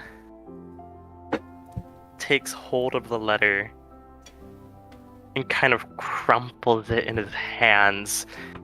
Like the veins on the back of his hands are just kind of popping, just how tight he's holding this. Neat. That might be important. Maybe don't do that. No matter what this man does, I'm slitting his throat. And he's gonna... He's gonna...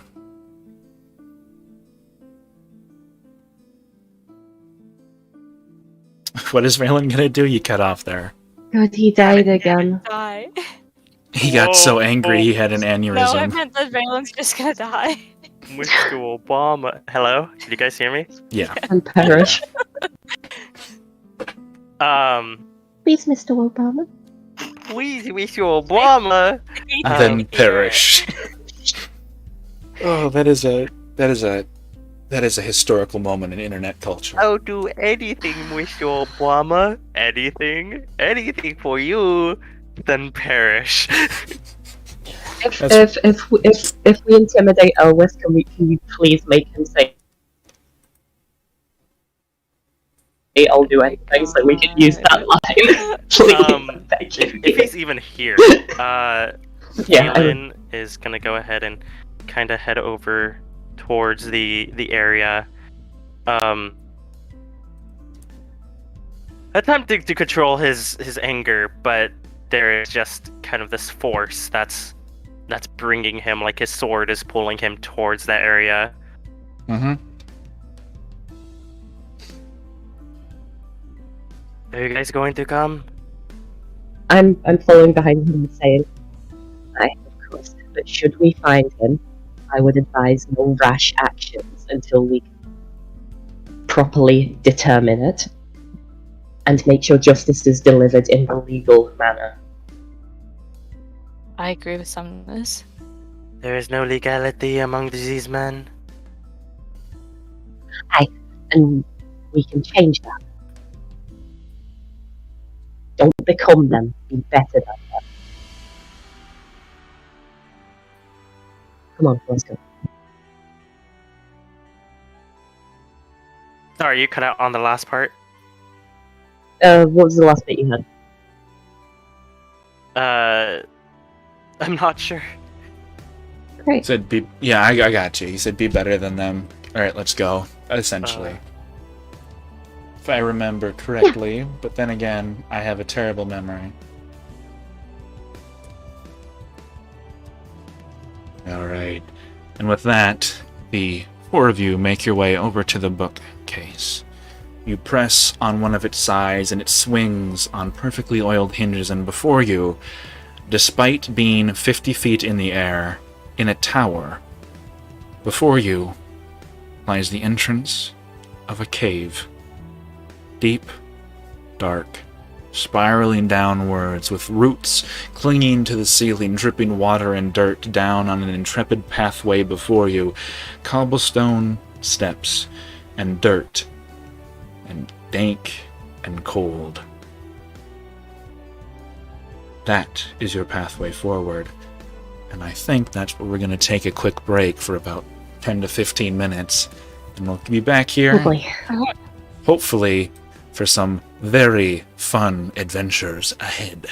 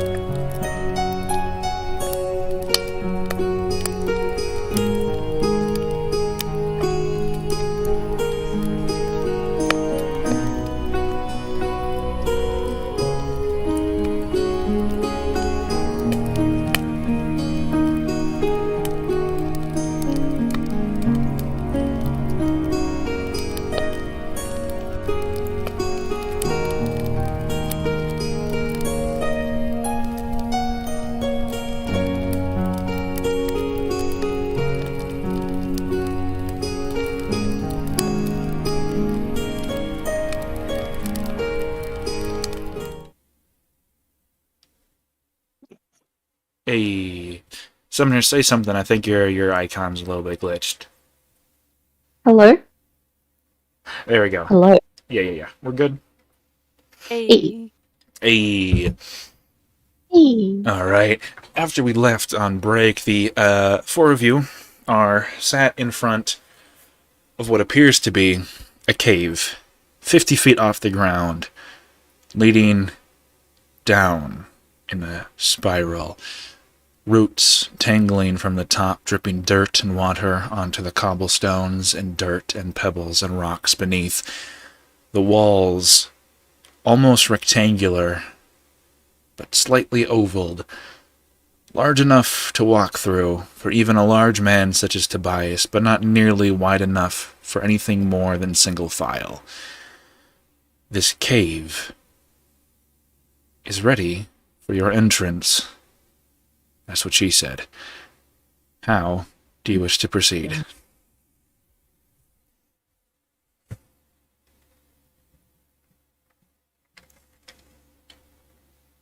Just Valen will take a point. Valen, in front. Okay.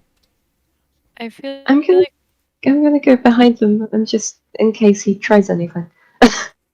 Oh, I will try many things.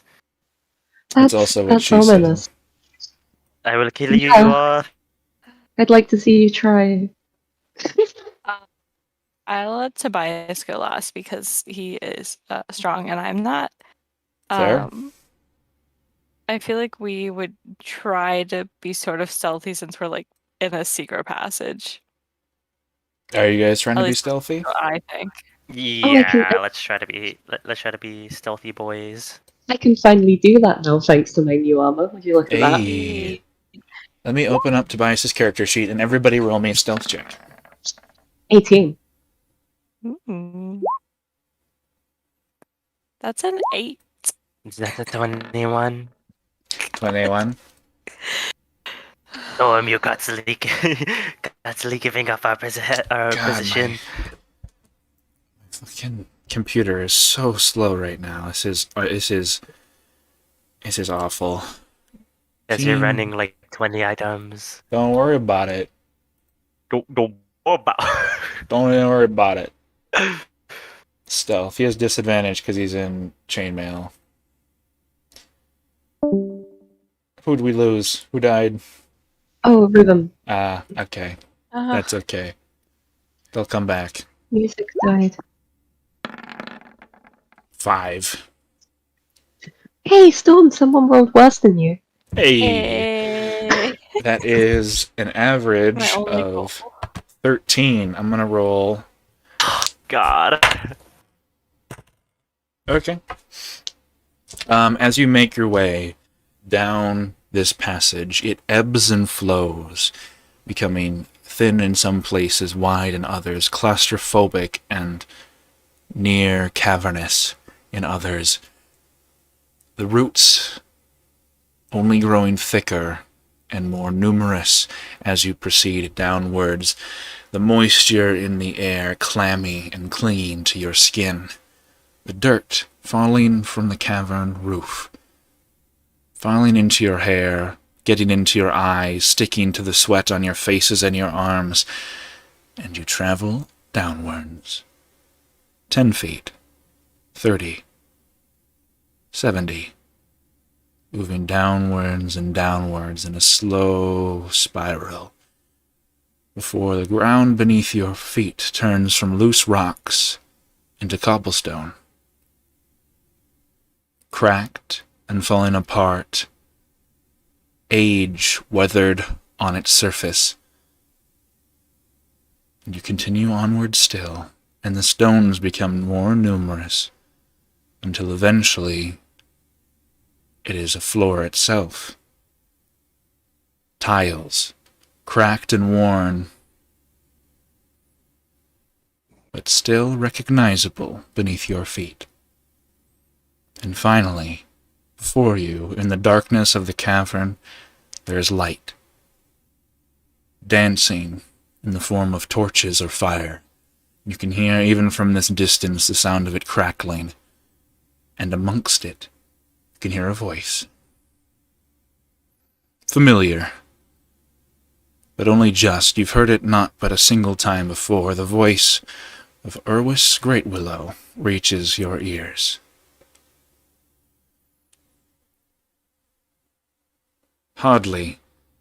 Why were you even sent here? There is little to no reason. What little good you have done for us has been overshadowed by this immense failure.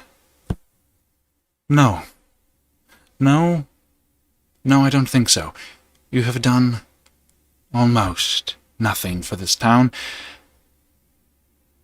I don't care. Your abject failure. You failed to inform me of even the basic tenets of this problem until it was so far gone it was already removed from my grasp and I had no power. And I was left scrambling. This is entirely your fault. Everything you have done up to this point has been useless. You couldn't even catch murder. You claim to be You lie. You lie. Your job is to lie. Your job is to be a spy. And you're good at one and terrible at the other. I know when you're lying. I've been around you for long enough, you snake. I just told you.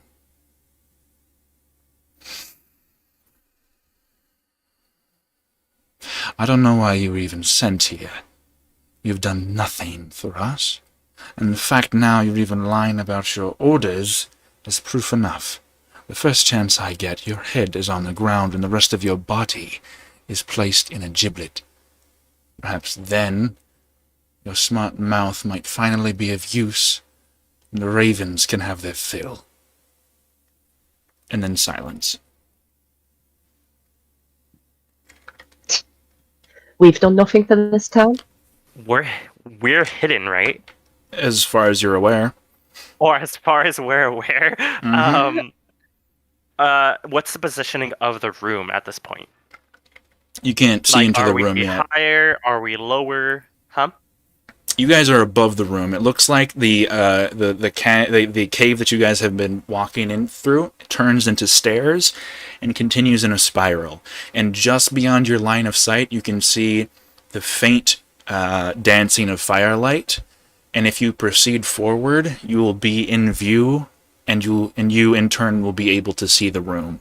What that means, you're not quite sure, but as of right now, you do not have a visual on either the room or the people within it.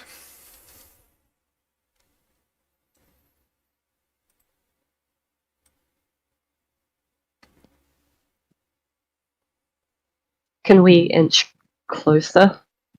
I want to Sure. get a view. The four of you move forward slowly, just enough so that the two people in front, with Valen in his smaller form and Sumners in her much larger form, can see into the room. And what you see is a generously sized room. Cavern walls on all sides in crumbling dirt. The roots thick enough to be a rock itself above your head. The ground beneath you, tiles. On either side of the room are three, it's braziers, right? Yeah. Yeah. 3 braziers, Braziers. 6 in total. Not braziers, Not braziers. braziers, all of which contain a large fire, perhaps 5 feet across, roaring with what appears to be a limitless supply of fuel. In the center of the room, dominating the architecture, is an altar with steps leading up to it, raised above the ground perhaps 15 feet. Behind it, a statue of what appears to be an orcish man, a huge gut, distending disproportionately from his stomach like the world's worst beer belly. His upper chest heavily muscular, his 2 arms extended outwards like they were almost cross-like in position, his hands perpendicular to his positioning, 2 daggers pointed outwards, and his face eyeless, noseless, featureless, save for his massive mouth and 2 curling tusks that curl upwards to about forehead level. In the center of the altar is a large bowl, and beyond this altar, in a small pool, almost like it had been burrowed up from the ground, is a familiar figure. That of the masked man, arms spread wide like he was doing little more than relaxing in a hot tub. His face staring directly at a man sat heavily and very tiredly on the lower step of the altar. A man you all recognize as one Erwis Greatwillow. Wait, so you said something about a hot tub. I'm sorry. Is Erwis in a hot tub? No, No, it's the Erwis, cultist that's in the hot tub. I it's wasn't by not. the He's bit. not in a He's hot not the tub. He's altar. like chilling there with his arms spread wide around the outer ring, like he was in a hot Oh tub. my god. Oh, Dude, okay. you animated the eye, that's so sick. Wait, what? The eye moves around, look. That's awful. I hate that very much. That is what you see. It's so cool. I don't want to He's, go like, in right there. anymore. Just kidding. No, we're gonna kill these. As you lower down to about the bottom step so the people behind you can see Valen, you look at Erwis. He doesn't appear to notice you. As you turn your vision to look at the masked cultist, as you do so, as your eyes meet his form, his head snaps to the side, and his 2 eyes are staring directly at you, and while he makes no noise, you know for certain that he knows you're here. But he doesn't make any mention of it to Erwis. Nor does he move in any manner. He's simply staring at you.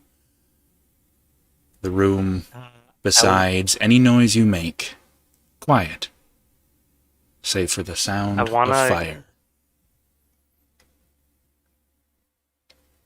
So seeing this cultist, even though rage is like bubbling, my focus is on Eris right now. Mm-hmm. I'm gonna like kind of raise my finger, kind of like in a hush manner, Mm-hmm. as I look at the cultist, and oh, guys,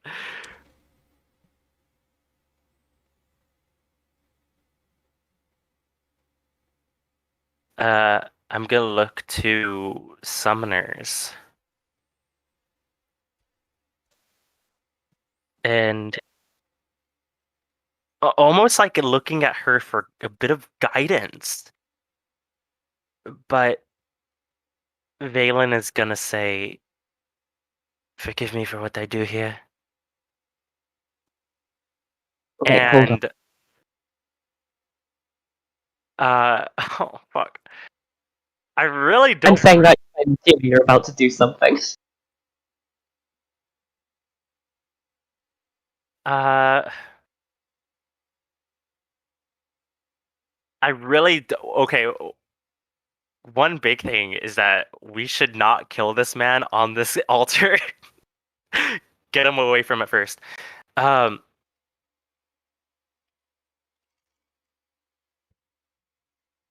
Valen wants to. Is that in range? That is in range. Yeah, the squares on this map, the ones you guys can move your characters on, are only like 2.5 feet. It's fairly small. Okay. Yeah. Uh, I am completely unnerved by this fucking mask, dude. Good. Valen wants to kind of run in and attempt to kind of Black Widow take down this Airwis. Okay. You have more than enough movement. You are currently hidden. You have a surprise round. Make me an attack roll. Okay. With anything? Just with any weapon? What are you hitting him with? Well, I wanted to like get him off of his feet, like kind of like sweep his, Oh, you're trying to grapple like him. not grapple him, but like Shove to put the him front. down, you know? Like a shove. Like a modified shove, basically. Yeah, like a modified like get to the ground, like knock him prone. Oh, for sure. Yeah, go ahead and Is there make me...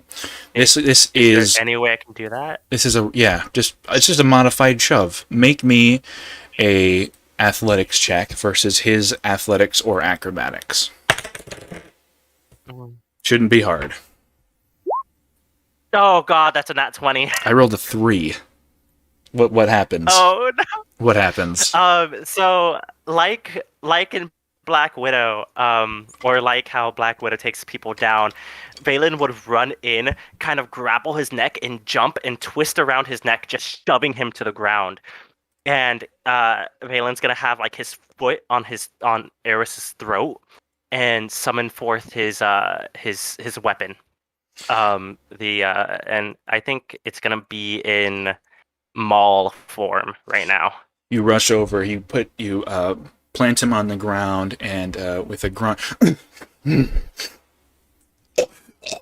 but on the throat, you deal a point of bludgeoning damage to him, and your foot is on his throat, currently choking him. He can't even talk. He is completely, for all intents and purposes, as of right now, incapacitated. Let's just say stealth has been ruined. Oh yeah, definitely. Go ahead and put your token on the board, Storm. I'm going to have to enlarge it for you. I can't No, move. I thought mine was just off the board. Go ahead and put it back on then, because when I put it on, sometimes it doesn't quite work. It's a pain. How big it go? Wee tiny. Alright. Yeah, I can Right there. change that. There we go. There you go.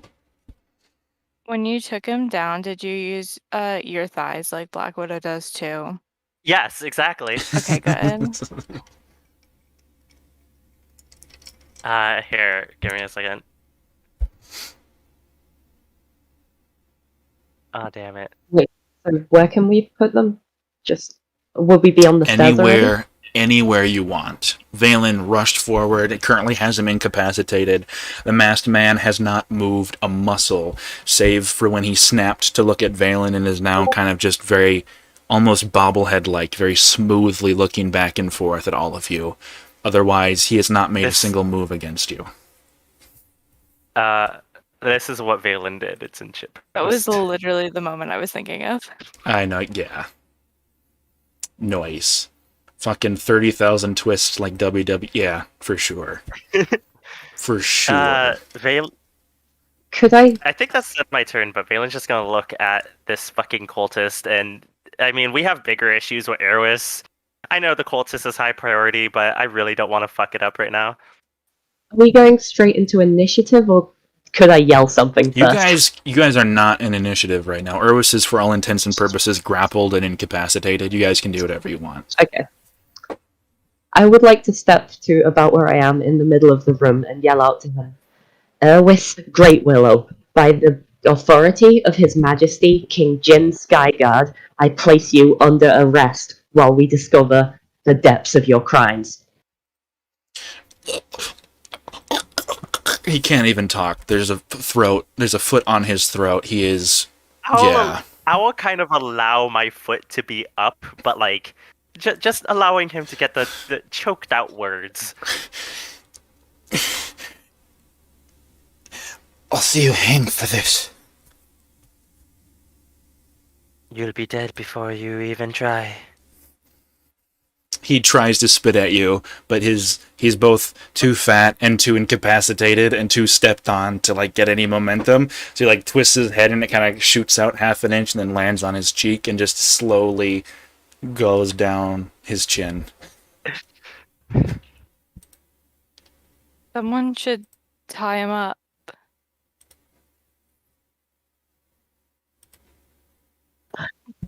I hate that the cultist is just there. I know, dude. I hate that. Just chilling in a hot tub. 5 feet Two apart because I'm bros. not gay. Who wants to get in with him? Yeah. Valen is, despite how fucked up the cultist has said to him, Valen is gonna do his hardest to not kill someone in this room right now.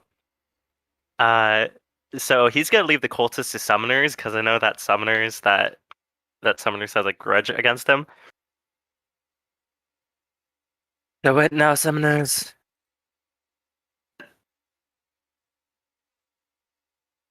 Hello? Yeah, she has pulled the crossbow out and is staring at him, but is kind of waiting for him to make a move because she doesn't want to, as angry as she is at the situation, she doesn't want to, like, aggravate it. She doesn't want to be the inciting aspect of the fight, if there is one. And yeah, actually, if we're not in initiative, I'm gonna inch closer, like, up to her and say, and as for you, I don't know what the fuck to do with you. The head turns to look at you. Almost you can hear the sounds of bones scraping on bones as it looks at you. And then slowly begins to survey the other people, as he was not but a second before.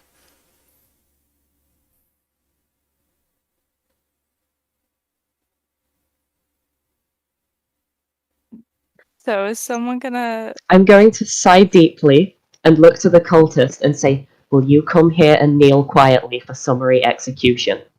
His arms kind of wrapped around the pushed up dirt. Like I said, it almost looks like something burrowed out from the ground where he's laying in. You can see the laps of dark liquid around him. And he raises up a hand and points, not at you, or Storm, or Tobias, or Valen, but at Erwis. His arms, unnaturally long even for a 9-foot-tall being, wrap almost entirely around this 5-foot diameter hole. He points at Erwis, and then puts his hand back down where it was not but a moment before.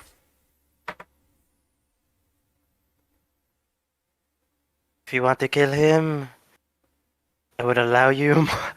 I'd welcome you to it, but I need some information out of him first. Valen, with your foot on Urwis's neck. Make me a Constitution saving throw. Bitch. Uh, What? 14? You take no damage at all as you kind of hop back for half a second. As underneath your foot, you can feel the sole of your boot begin to boil and melt. But you rift it up before any damage is done, and on Urwis's neck, where his kind of fur-lined cape connects, there is a large brooch that is glowing cherry red, then orange, then a pure white of just burning hot metal, as the cultist cast heat metal on Urwis Great Willow, as Urwis takes 2d8 fire damage. 7. 4. Question. Urwis as is a dead. Reaction, okay. Okay, question. As a Urwis reaction... is fully dead. Oh, I know, but as a reaction, can I, like, since... Oh, no, never mind. I hate the wording of the spell. What's that meme? Oh no, the consequences of your actions. Yeah. Oh, no, the consequences of the actions are completely fine here. I fucking hate Horus. But I am mad that I didn't get info. Can I cast... What Can you- happened? Hello? Can you cast He what? died again. Discord said Oh, no. sorry. May I cast an Eldritch Blast? You sure may. Roll me initiative to do so. Okay. Can we get some battle music? You got any of that? In a Any of that second. good shit. Can I I cast? cast nothing more eldritch than that. That's what it sounded asshole. like. Oh, he's still there. Hello? Hello? Hello. Gaming? Hello. Hello? Yeah, I can hear you. You're here.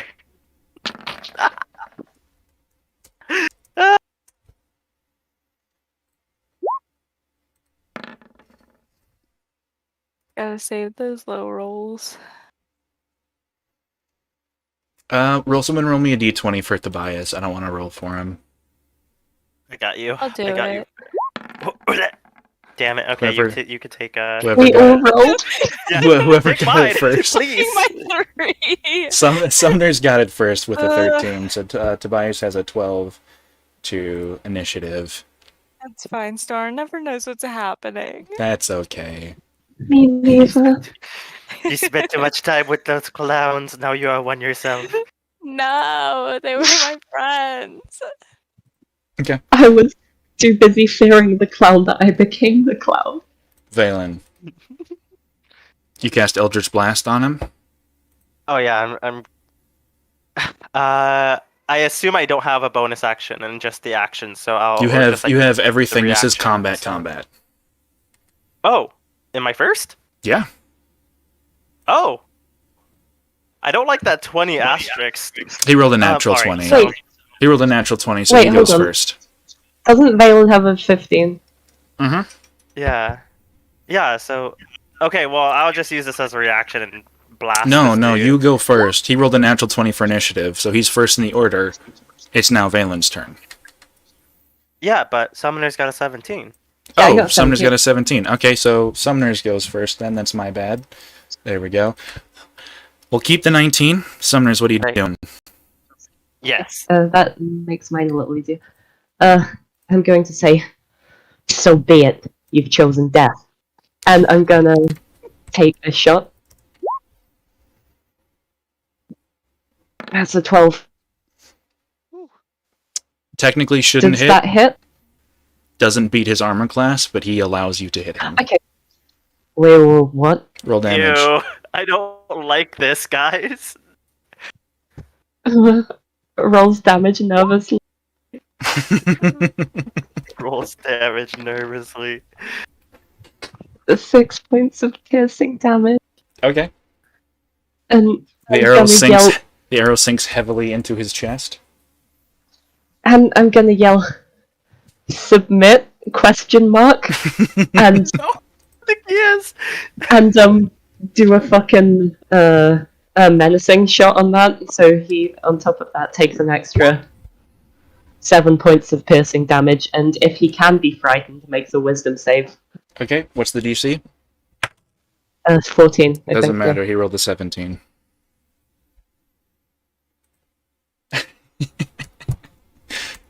Anything else you want to do, Summoners?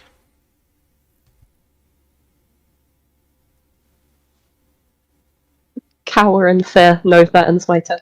Okay. Valen, No. 19 hits, even if he didn't let you. Go ahead and roll damage.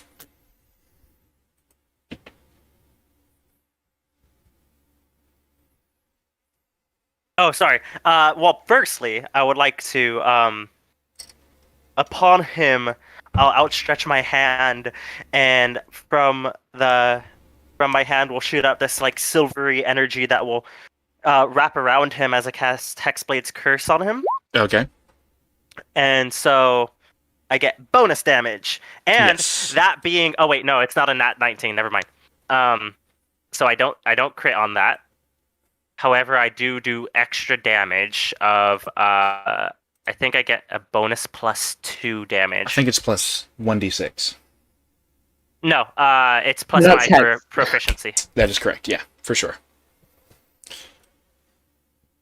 Efficient killing. Seven. That'll be 9 damage on him. Nice. And then I'll go ahead and use my movement to get up to him. Okay. Like this won't go wrong at all. I think Tobias is a cautionary person, and while he is a very, Oh. he's very combat, like he can do a lot of combat, he doesn't necessarily want to, and seeing as how I think he's going to take a defensive position, like right here, and hold an action in case something gets close enough to hit. Storm, it's your turn. Well, I was gonna use Shatter, but I'm sorry. it's okay. I'll just learn how to roll better. That's I okay. just want to get. Can I shoot over top of Tobias? Yeah. Can I Say just tell if him you to move, duck? if you move Okay. if you move like half a foot to the side, you could just shoot past him. Yeah, easy. Yeah, I just don't want to hit him. For sure. And then I'll fire my crossbow. Okay, fire your crossbow. As Just you Yarrow. raise your bow to shoot this thing, go ahead and roll damage. As you do this, actually don't. It doesn't matter. You'll hit him regardless. As you raise this crossbow to shoot him, all of you hear this creature's voice. He's speaking out loud for the first time since you've ever known him. As his held action triggers as Storm goes to fire, he says, "A found family's little more than a bandage on a wound. Even your own mother couldn't stand you after you left her womb." Make me actually, no, he's going to use his modifier, and he's going to make an attack roll. What's your AC, Storm? 14. That's a natural 15. That's going to be 2d4 points of psychic damage. That's a 1. That's a 2. You take 3 points of psychic damage. Anything else you want to do, Storm? Yeah, I think cry. You have disadvantage on your next attack, by the way. Oh, I thought I'm crying. No, I'm okay. I'm done. It's now Urwis's turn.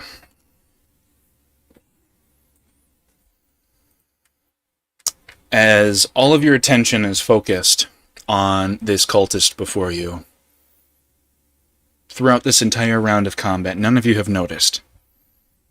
The spell cast on Urwis's brooch that killed him has been deactivated.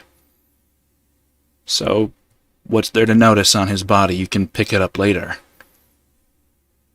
But a sound reaches your ear, the sound of clothes ripping, tearing, the sound of fabric pulling apart. And some of you steal sideward glances to look at the body of Urwis Great Willow. And it's not a body anymore. The skin has stretched to almost sheer levels where you can see the organs underneath the skin, the neck, the fat, the folds on his body, billowing outwards like cancerous tumors at a accelerated rate, the face distorted and morphed, turning into little more than bumps on a melon. As his body grows outwards, his stomach turns red as blood boils within and expands outwards. His fingers grow long, clawed talons, horns from his head and spines down his back, his teeth long and jagged and rotten. And across his stomach, his boiling belly, you can see the faces of things, of people moving across, pressing against it like they were on the inside of a balloon, faces, imprints moving across the skin as the creature that is now Urwis Great Willow stands before you, wings behind it, large and massive, a shadow-like creature rising above its back that detaches itself, clings to the ceiling, and morphs into the stone above, as Urwis Great Willow is no longer human. In fact, as far as you're concerned, he's a demon. Is he that fucking big? No, fucking hell. 2 demons. Top of the turn order. Summoners, what are you doing? Okay, wait, question. Mm-hmm. Question. Genuine question here. I'd love to hear it.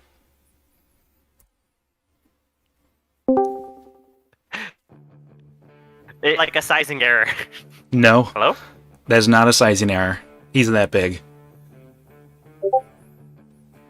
Bitch, what the fuck? Jesus! Alrighty! Have fun. Summoners, what are you doing as this behemoth of a creature dominates the world around you, its feet stomping, its belly bloated and jiggling with what looks to be souls of people moving across the inside of the flesh? What are you doing?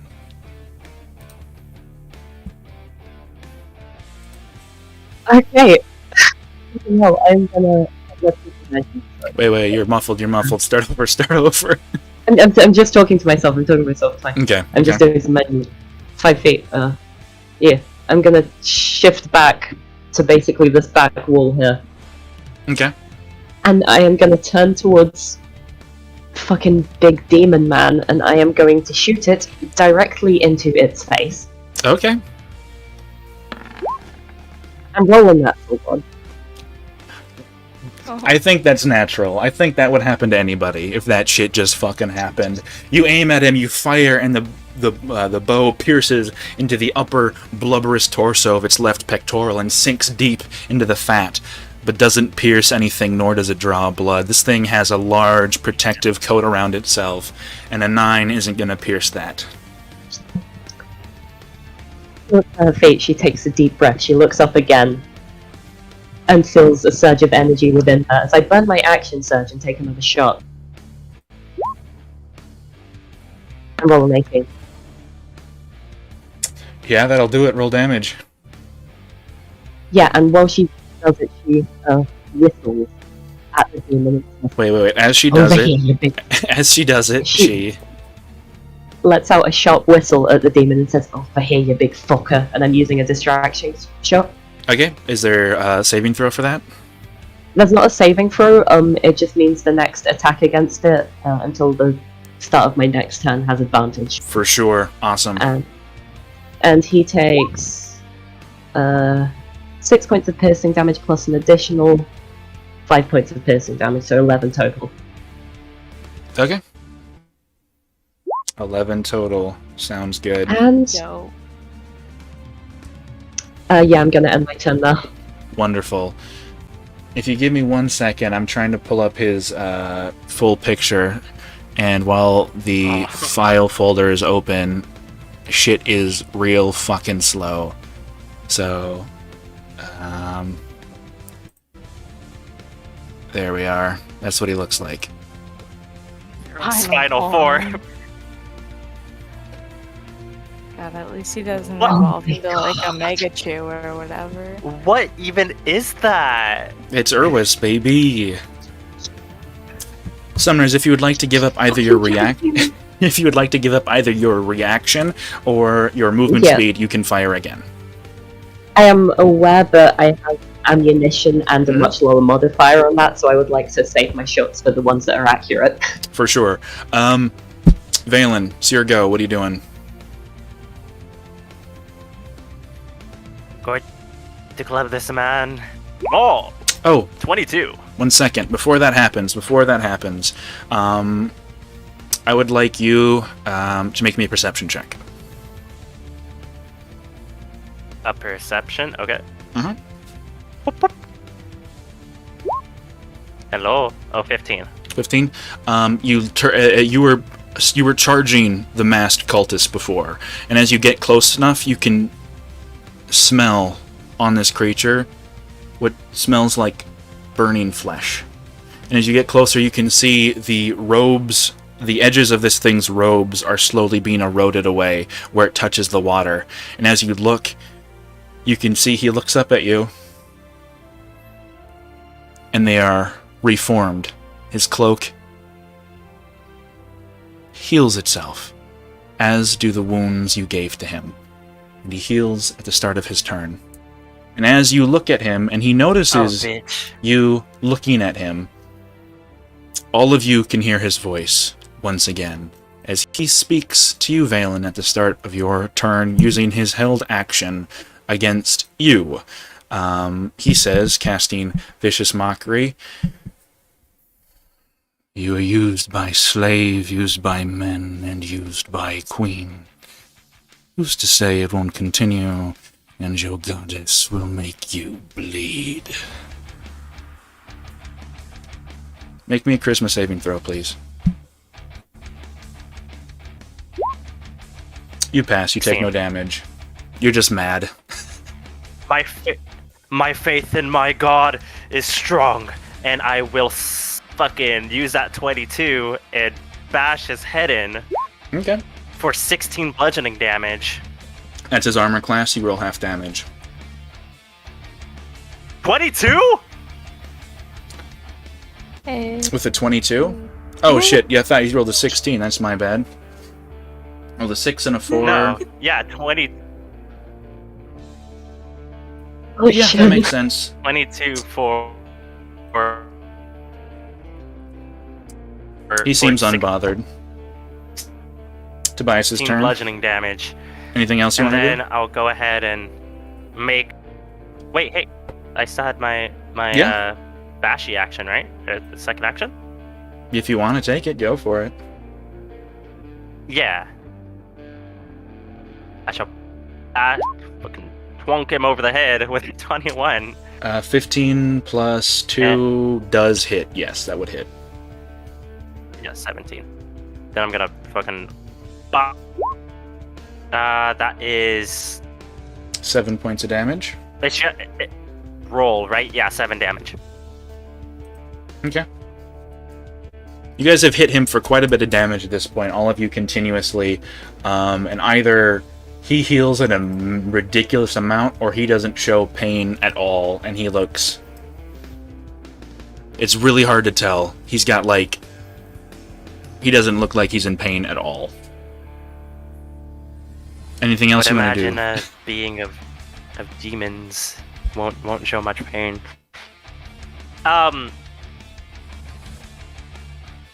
Oh, ow. Tobias, the cultist. I'm gonna kind of ask Tobias to kind of go around this giant He had demon. he had a held action. He's going to take a swing at Urwis. I completely forgot. Okay. It's a longsword attack. If this is happening now, does he have advantage?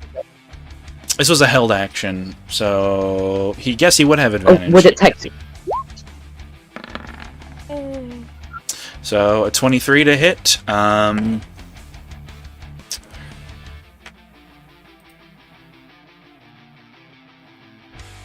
This is slow for me, which is unfortunate. which deals 8 points of damage to Urwis Great Willow. Can we request he smites him?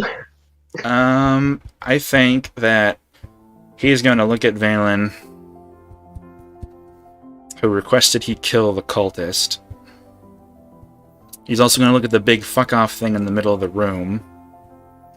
I think he'll probably attack the big fuck off I think he's going to attack the big fuck off thing in the middle of the room. Yeah. So he's going to take that first swing. It's alright.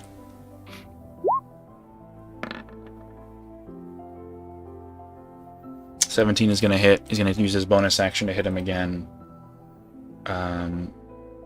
Fuck, I should just do this with actual dice. This is ridiculous.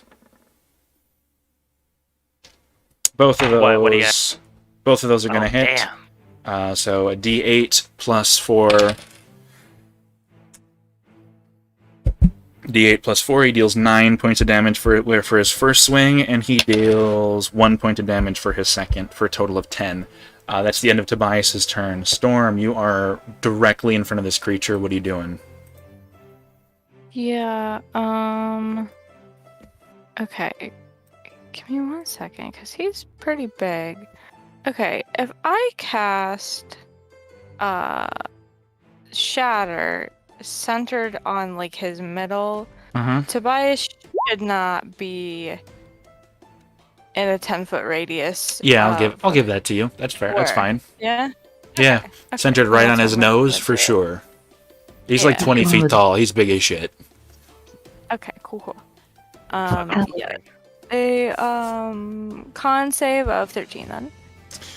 I should bring this up on my phone rather than on my computer, because Jesus. That is a con save. His con is...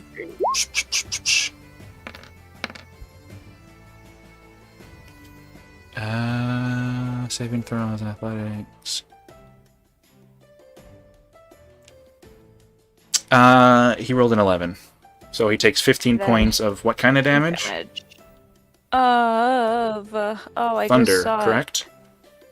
Probably, that would make sense.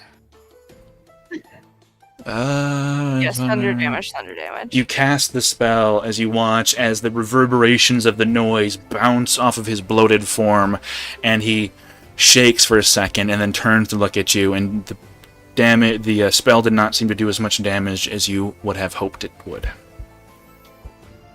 Good boy. Oh boy. I'm gonna move back here. I'm Okay. so afraid. Does he have... What is his reach? Jesus Christ, what is reach?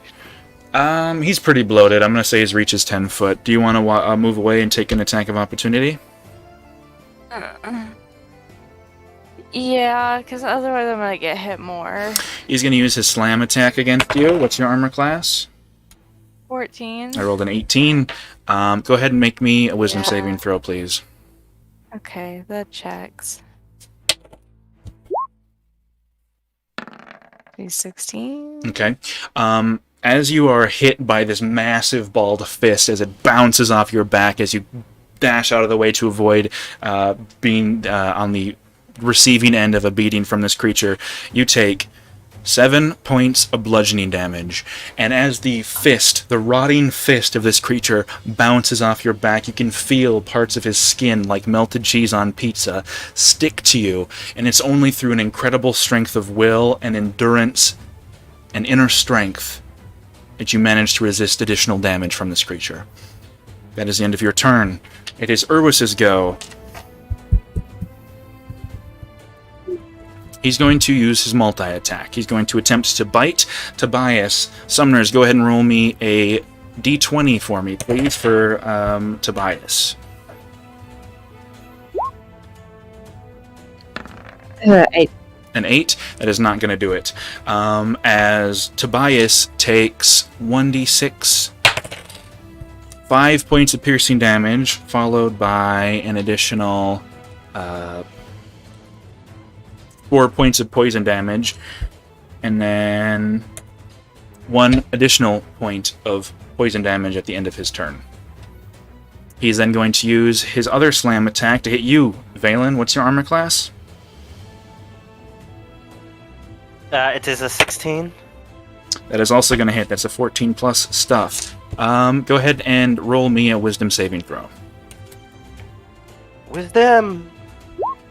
A 9. You fail. As the Okay. massive flesh bounces off your shoulder, you only take 4 points of bludgeoning damage, but you also take 2 points of necrotic damage, as the skin of this creature seems to stick to you and burn into your skin and your clothes, necrotizing the flesh underneath. Okay. He is then going to take a massive lumbering leap. No, he's not. He's going to... You seem like a pretty soft target, Valen. He's going to try to hit you again with another slam. It's a natural 19. Roll me another wisdom save.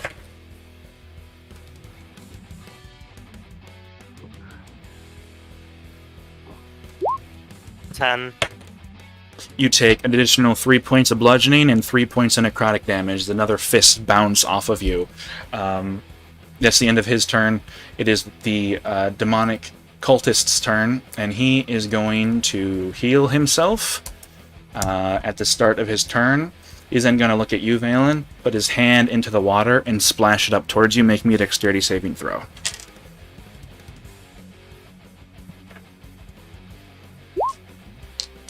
What the fuck? 10, 11. You are hit full in the face with whatever this creature is bathing in, and take 8 points of acid damage. Summoners, your go. What are you doing? Oh, me? Sorry, Yep. I'm screenshotting Valen's stuff. Secondly, yeah, I'm really scared of the big thing. I'm going to shoot the big man again. That's fair. That's 16.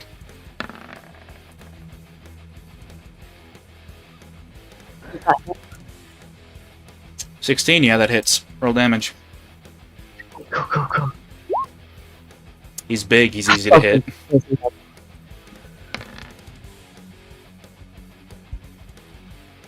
Okay, yeah, and then I'm gonna hold on, measure.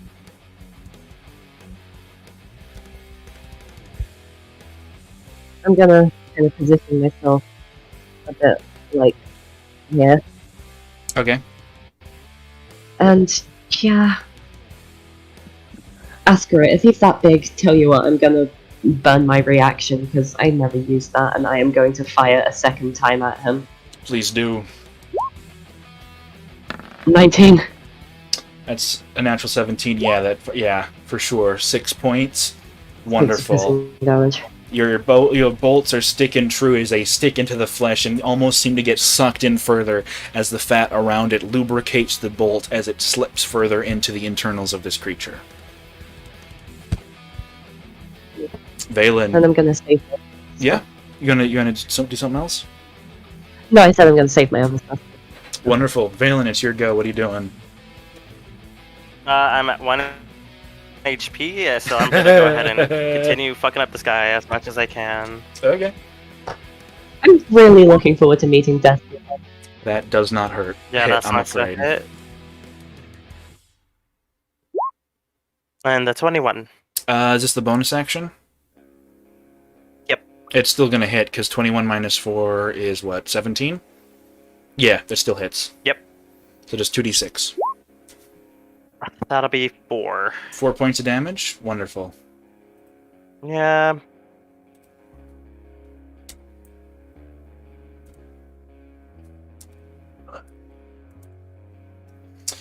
Anything else you want to do, Valen?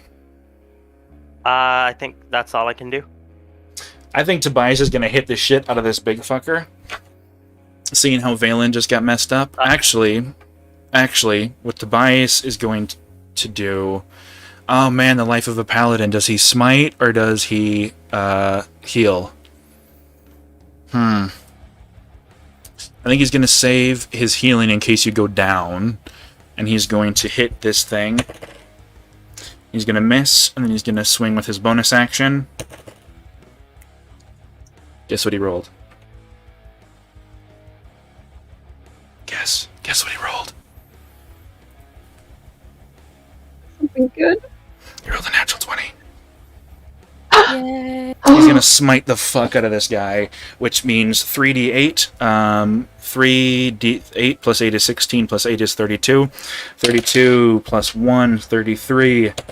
Plus 3 is 36. Plus 3 is another 3, so for 39 points of damage on this creature. That's why I love paladins. Unfortunately, the first one, as the mace bounces off, 9 of those points, which were bludgeoning, don't seem to do as much damage as it should, but the radiant energy coursing through the creature works just fine. He's going to end his turn there. Storm, it's your go. What are you doing? Neato. I'm just gonna crossbow. So 20? Yeah, that'll hit. Cool. And then as a bonus action, I want to give Bardic Inspiration. Can I only do it once per turn? I believe so. I think it's a bonus action to do. Yeah, it's a bonus action. I just didn't know if I could give it to multiple people as a bonus action. You can only give it to one person, I'm afraid. One person at a time. Okay. I'm gonna give it to. Oh no! Now I have to pick. I guess Sumner's, because Sumner seems really capable. Okay. Thank you. So I'll be like, go for the head, or whoever is. I don't know. You're a fighter, and yeah. Now you have inspiration. You have 1d6 that you can add to. Thank you. Yes. Fantastic. And then my turn's over. It is now Urwis's turn. With a massive hand, he's going to slam it down on top of Tobias, who just smited the shit out of him, and he's going to make an athletics check against him. Valen, roll me a d20 for Tobias, and then add, let me tell you in a second here, an athletics checks against him. Add a 6 to this d20. Wow. 12 plus 6 is 18. Urwis rolled way higher than that. You watch as Tobias takes an additional 1d4 points of bludgeoning damage for 2. Tobias is currently at 20 hit points, and the large, muscled, clawed hand of Urwis wraps around the body, lifts him off the ground, and slams it into his stomach as you hear the sickening, slurping, and tearing of flesh as Tobias is forced into the stomach of Urwis, and you can still see him in the interior, red-tinted on the inside of Urwis's stomach, and he is currently considered grappled. Oh. God.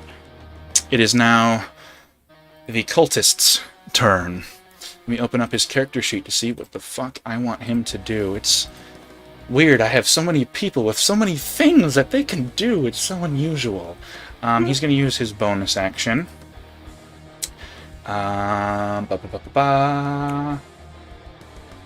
Okay. His spell casting is +5. Alright. You see he heals at the start of his turn. He then uses his bonus action to cast Healing Word. So he heals an additional 9 points, as well as his natural stuff, for a total of X amount. And then he's going to look back at you, Valen, one more time at the start of his turn. He's done holding his actions at this point. You can hear, all of you can hear him speak once more as he says to you, "The men of my culture are confident and forceful in their personality and tact, and yet here you are, taken as a woman in both image and act. Make me a wisdom saving throw."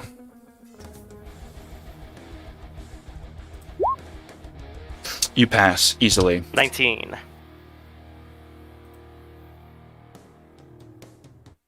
Okay, what was the last part that he said? Sorry? He said, "The men Hello? of my culture are confident and forceful in their personality and their tact, and yet here you are, taken as a woman in both image and act." Alright.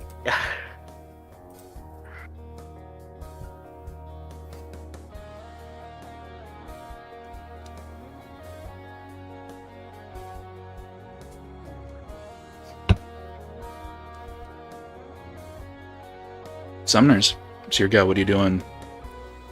Hello, me. Mm-hmm.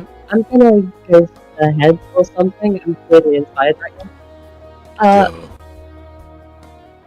Yeah. So, kind of like taking the knee, getting into battle position, Mhm. trying to shoot the big thing that just swallowed her buddy Tobias in the fucking eye. That's a 4, but I'm gonna roll a d6.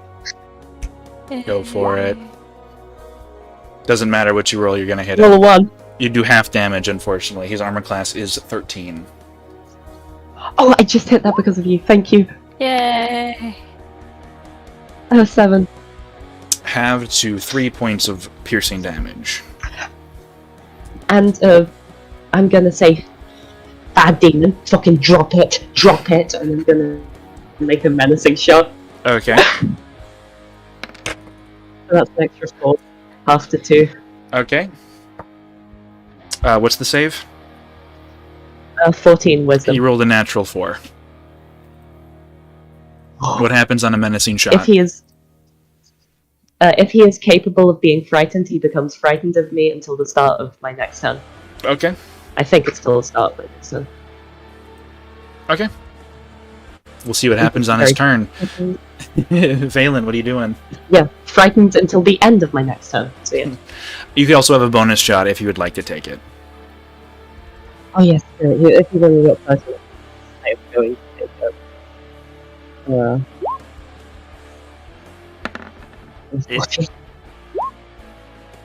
1 point of piercing damage, baby. Not bad. Oh, no. Could be worse. Valen, at the start of your turn, make me a perception check. Okay. Perception. 17. Okay. As he says to you, the men of my culture are confident in their personality and tact, and yet here you are, taken as a woman in both image as act. You look at him, and you look at his eyes that glance towards his own wrist, and you follow in turn, and he turns his hand over, and stapled to his wrist is half of a manacle, a very familiar icon emblazoned, right where the veins connect to the palm.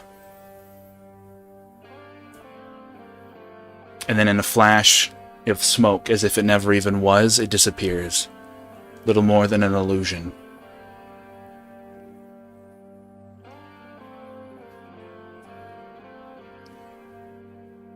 What's the color of his skin? You don't... like a very... I don't know if he's like bathing in his clothes, but like a very sickly green. Oh, Like okay. Tobias, but add some blue, add in a bunch of white, like if Tobias had been dead for 24 hours. Yeah, that's what very it looks pale like. green. Okay. Yeah. Okay. All right. Oh. All right. Valen, as he used healing word on himself, is gonna have like just this like grin because he knows at least it's been hurting. And he's gonna attack him again with Okay. this maul. 15. Does not hit, unfortunately. Mm-hmm. And I'll go for that second one. Why is it always the second one that always hits? It's -4. Yeah, that would still hit. 19. Still hit. Yeah. 2d6.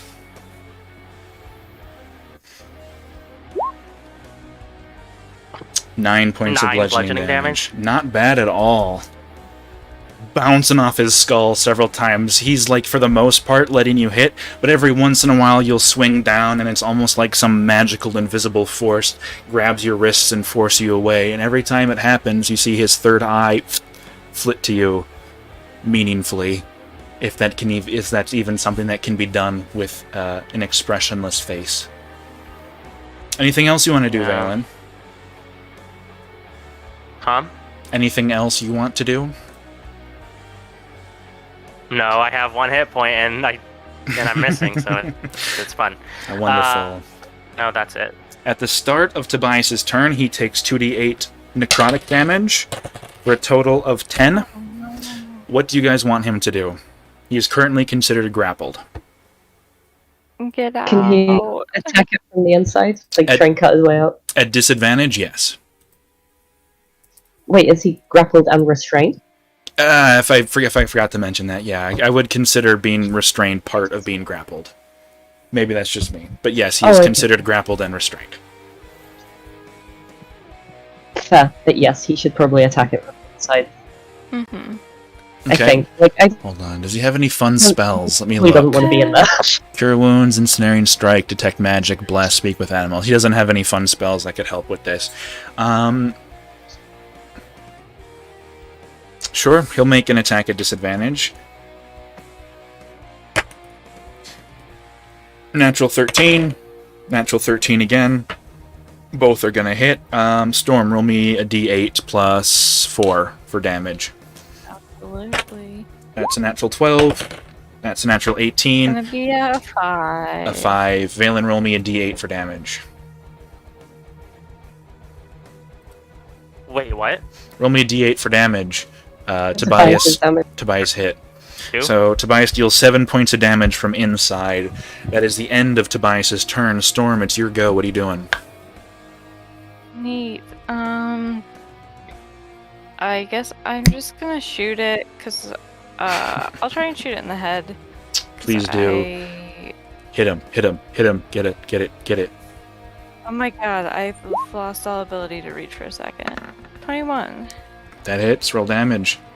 Also, I misspoke earlier when Tobias has a long sword, not a club or anything, so he actually did slashing damage, not bludgeoning. But the effect is the same, both bludgeoning and slashing damage, Urwis is resistant to. Just for everybody, in case you were wondering. You deal 8 points of damage to him. Nice. Nice. And I'll just shoot it one more time. Mm-hmm. 22. That's a natural 17, it's pretty good. That'll hit.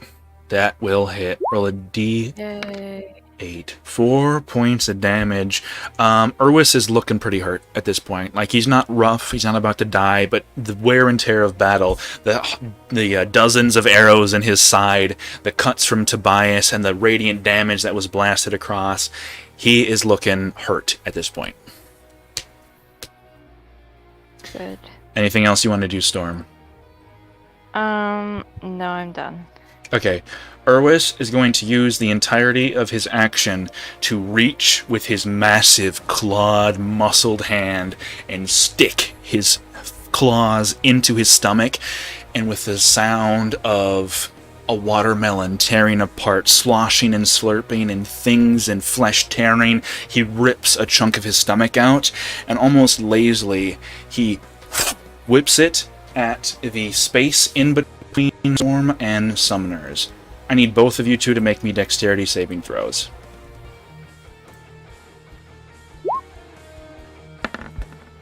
Yeah, 13. 23. 23 and a 13. If I opened the wrong file, let me open up Urwis's character sheet. Can I just give Summoners like 5 and I'll just do -5? We can both get 18. No. Summoners, you failed. Storm, you succeeded. Storm, you take half damage from this. This is going to be 2d8 points of damage for a total of 2 plus 7 for 9. Storm, you take 4 points of damage. Summoners, you take 9 points of damage. That will be the end Okay. of Urwis's turn. Top of the turn order. The masked cultist once again heals.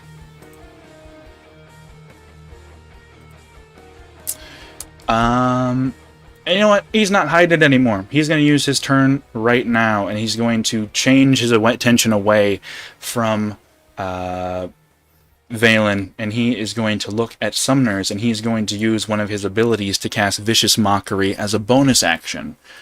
Summoners, directed at you. You hear a voice.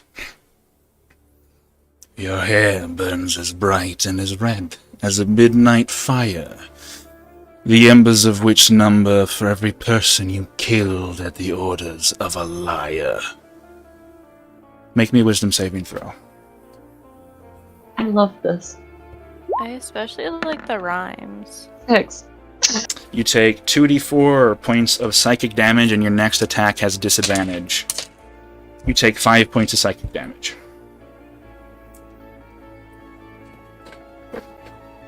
That is the end of his turn.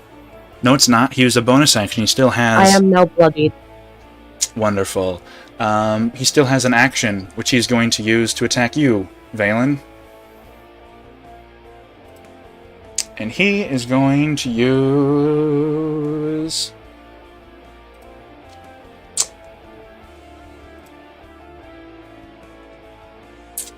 What are you wearing right now, Valen? Let me rephrase. Would you consider your sword made of metal? No. Okay. It is a magical spectral weapon. Okay. You still have that massive Titanite on you, don't you? It's like it's silver, It's metal. but it's like it's like liquid silver. Oh, but yeah, that's yeah, the yeah. one Your in weapon the for flavor. sure. For sure. It is. Well... The Titanite would be like in a backpack. I don't think I'd keep it in my pocket. That's If assuming he's you... trying to use heat metal, I'm wearing leather. Yeah. So I don't know. If you don't want to do that, that's fine. Wait, he doesn't have to do I'm heat actually metal. not wearing any armor. Ooh, tell us. That's fine. more. That's okay. He's not going to do that. He's just going to cast Thunderwave instead. So you're down, regardless, if you have 1 hit point. Just in case, though, in case you're flung away, go ahead and make me a... what would that be? Constitution saving throw. Yeah.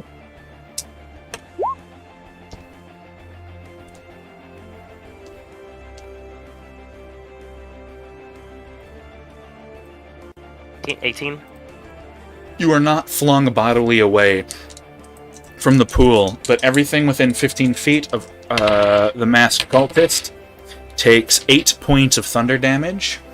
Urwis needs to make the same save as well, which he fails. So Urwis takes the 8 points of thunder damage as well, which is halved because he's resistant to it.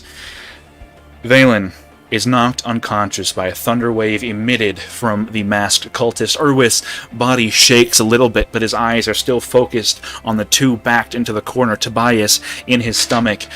It's not looking so hot right now, gang. Summoners, what are you doing? Immediately kind of watching people start to go down around her. You immediately what? Uh, Sorry, you're super muffled. You immediately Literally. what? literally kill me. Hello? I can hear you. Am I- Actually, am I before good? you Okay, so before you say anything, make me a perception check, just so I don't forget later. Perception. 12. You beat his hit points. Tobias is currently at 10 hit points. If he stays in that stomach for another round, he's probably gonna die, or at least go unconscious. I don't know if I can damage him enough to get him out. He, from what you saw, from the way that Urwis has been grabbing into his stomach, putting things in there or grabbing them, you could, if you wanted, give either make a check right now or give Tobias the help action if you want him to try and escape. Oh, so like things can be forced in and out. Yeah.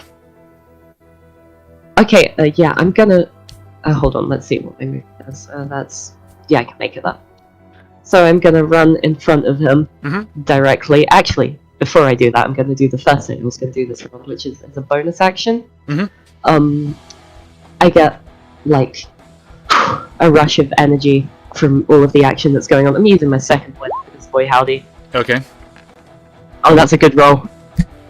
Wonderful. 10 hit points. And because I'm sure Tobias has a much higher athletics than I do, I am going to kind of reach my hand in and give him the help action and help pull him out if he will do that on his turn. Awesome, awesome, awesome. Valen, you are unconscious. Make me the saving throw, please. Also, if you wanted to, the way we've rolled this in the past, you can also use, I think you have Hellish Rebuke. Valen. Did he die? A 10. 10. Okay, I believe that's a success, but I've been wrong about this in the past. I believe you've cast Hellish Rebuke in the past. Do you still want to do that? Because you can do that if you go down on the same turn. No, it's fine. Okay, just wondering, because you've expressed interest in that in the past. Tobias is going to attempt to escape the grapple of Urwis. Hello? Yeah? No, never mind. I was just making sure I was still in here. Yeah, for sure. Sumner, since you're given the help action, roll me 2d20 plus 6 to escape Urwis's grapple.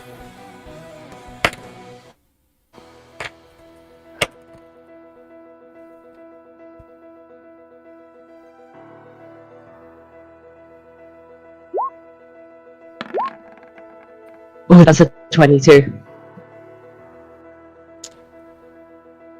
You are insanely lucky. I rolled a 7 and a 2 for a total of 19. You managed to reach your hands in, wrap your arms around Tobias's wrists, and with a mighty heave, the two of you pull him out of the stomach of Urwis as he flops onto the ground. Necrotic energy still burning deep burrows into his skin, but he is no longer encased in the body of Urwis Great Willow. But at the start of his turn, he did take 2d8 necrotic damage for a 3 and a 2. Tobias has 5 hit points left. He just took 5. What do all of you... Not even going to make it a question. He's going to run over to Valen. He's next to Sumner's currently. He's going to run over to Valen. He's going to use 5 points of lay on... 10 points of lay on hands on you, Valen. I believe. I think it's a... Hold on. Can you do that? Yeah. No, he can't, because it's an action. Oh, right, and he uses action to pull himself out, right? Mm-hmm. Does he have Healing Word? He has Cure Wounds, but that's an action as well.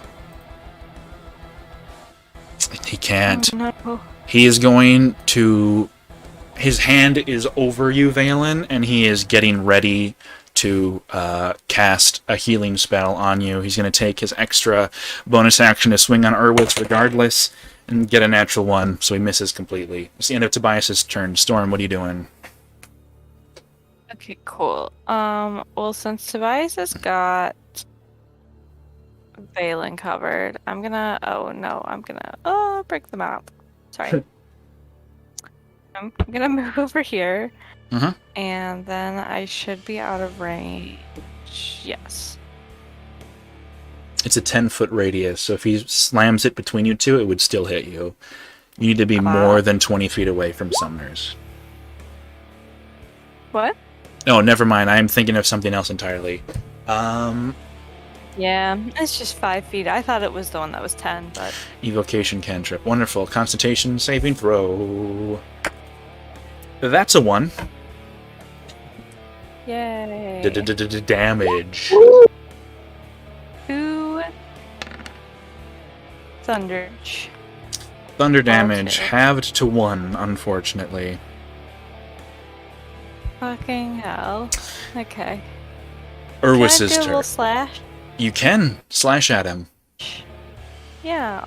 I'll do a little slash since I'm over here. Okay. 16. 16. That'll hit. Roll damage. Nice. 8. Not bad at all. Urwis is starting to look pretty hurt. His body almost looks like, it almost looks like meat falling off the bones. The fat is connected to tissue and musculature, but it's almost like his body is sagging underneath the weight, and the multiple slashes, cuts, arrows has taken a terrible toll on the elasticity of his skin, and it looks like he's about to fall off of his skeletal structure. But it is his turn, and from left to right, he's going to take a swing on every single one of you. A bite attack against you, Storm. What is your armor class? 14. Doesn't matter, I rolled a 1. Twice in a row. This is a great Yeah. day. Summoners, what's your armor class as he attempts to bite you as well? That's going to be a 16. Rolled a 3 for a total of 10. Tobias's armor class, I'm not quite sure. I rolled fucking It should 7. be 18. 7 plus 7 is 14. He misses. For his slam attack, I wanted to put at least one of you down again. He's going to use his reaction to try and hit Tobias again. He misses. He rolled another 7.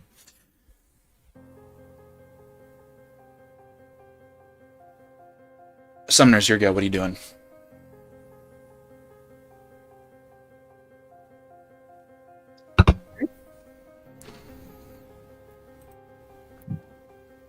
Whose go is it?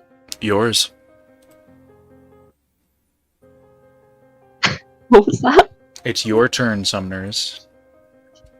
Okay, I'm sorry, you cut out like majorly for the last 2 seconds. I'm sorry. That makes me really sad because I know that the cultist has readied an action now. Mm. But I'm more focused on Big Chungus here. So, okay, actually, question about Vicious Mockery. Is that until the end of The end of like your their next next turn, or what? the end of your next turn, you do not have disadvantage currently. Okay, so I do not have disadvantage currently. Yes. Cool. I'm going to use Crossbow Expert to point blank the big fucker in the stomach. Please do. 27. Oh yeah, that is. That's going to be 8 points of piercing damage. Still kicking? He is still alive and kicking. I'm going to say, look down here, you big flabby piece of shit. And I'm going to do another distraction shot with the last of my superiority die. Mhm. So he takes an extra 7 points of damage at next attack disadvantage. Okay.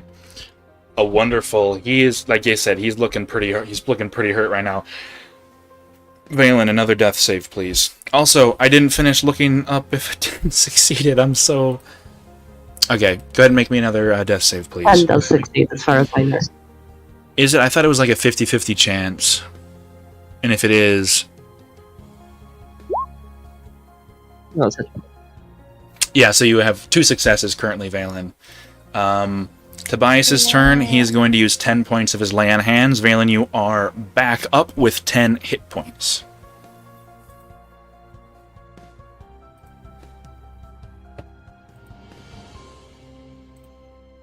Alrighty. Storm. At the start of your turn, all of you can hear, emanating from the creature within the pool in the top corner, as he speaks out once more.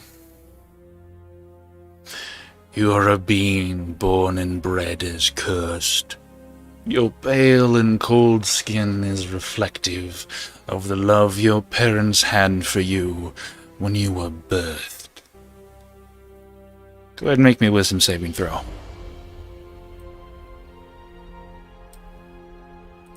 Does he have line of sight with that? Erwis got some big chunky legs, man. You can see through them ankles. He's pretty low. He's in the dirt.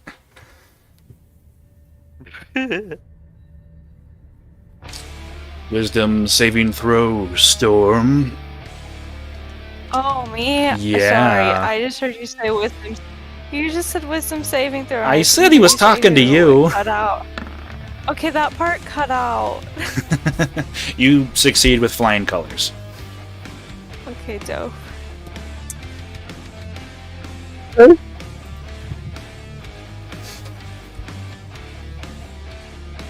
It is your turn. Okay. What is Pogo? You have advantage. You have do? advantage. Thank You God. do have advantage. That is correct. Oh, okay. Come on, you can do it. You can do it.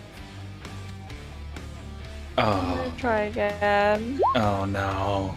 Do I get advantage the second No, time? think only it's the just- first. Matter. It hits though. It hits. It hits. Roll that D8. Oh yes.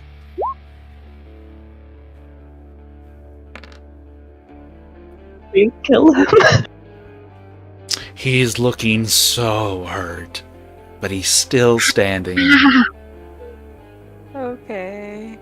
I'm so sorry. You're gonna be okay. I'm so tired. Okay. With that I just want him to die. distracting shot, Summoners, he is going to focus his attacks on you. First two on you. Joy. Third on someone yet. I haven't quite decided. What's your AC, Summoners? Still my really. And my AC is 16. The natural 18 and the natural 3. The first one hits. Go ahead and make me a...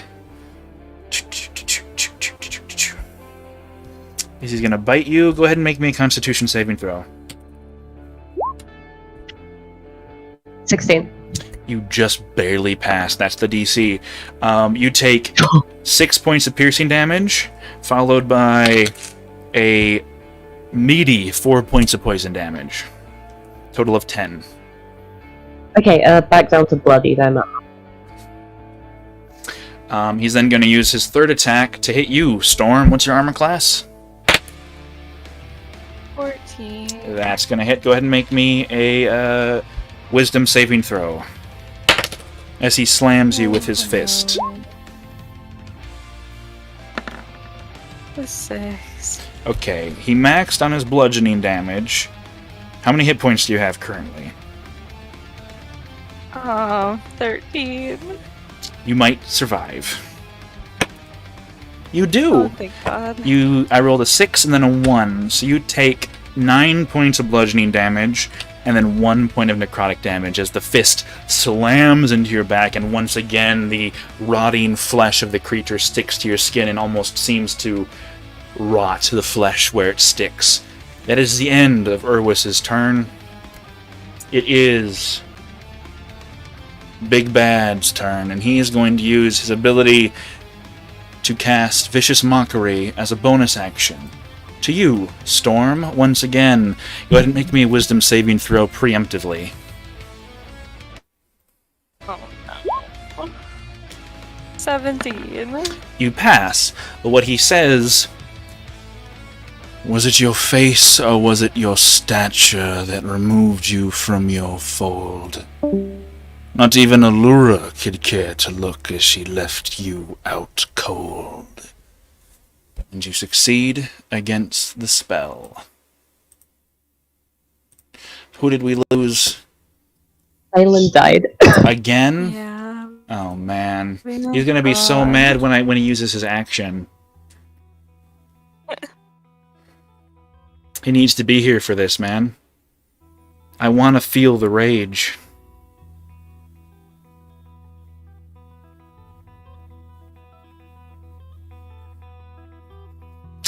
Well, while we wait for Valen, because Big Bad's still got a thing to do. Summoners, what are you doing? To kill the fat man. Please do. Get him. Get him. Sick him. Sick him. Okay, so I'm point blanking him once Hey, more, this wait, time wait. kind of aiming upwards. at the Before you roll, he's got 8 hit points. I rolled an 18. Yeah, that hits.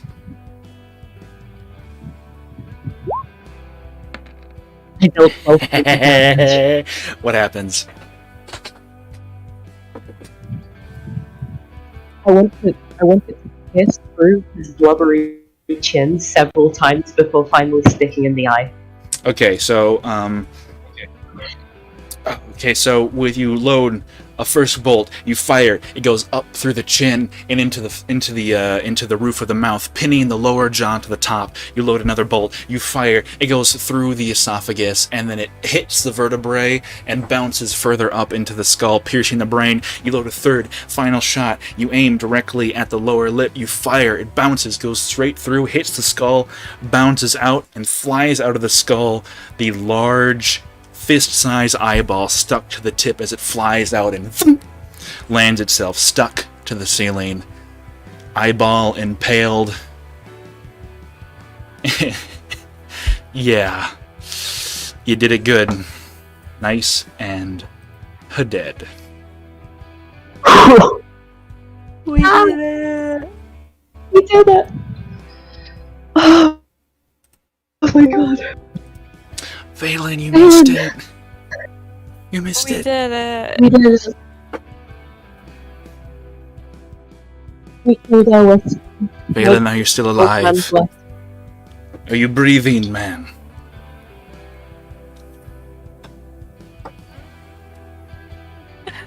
Take that as a no. Oh no. Oh no. What's going on with Valen, man? He failed his IRL death save.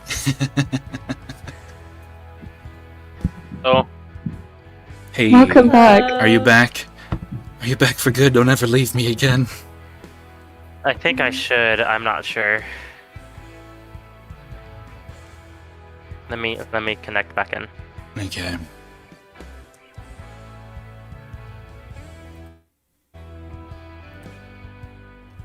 Do. Music turned triumphant. This is wonderful. I fired 11 crossbow. Good. Supposed to be a hard fight. Alrighty, I am back. Okay. Shit, come on. Quick recap, Valen. It was the cultist's turn. Oh no. There's problems.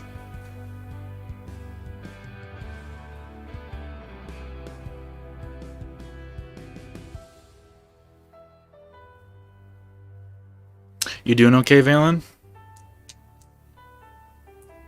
I think you cut out. Me? What's on? Yeah, you were saying something and then there was no oh. Well, see what happened I was think I was everyone saying cut something then out. I was saying something then he said fuck, so I thought I cut out for him. So I stopped talking. I think you both cut out for me. I have no idea what's going on. He's got commitment issues. That's the This problem. isn't really my moment.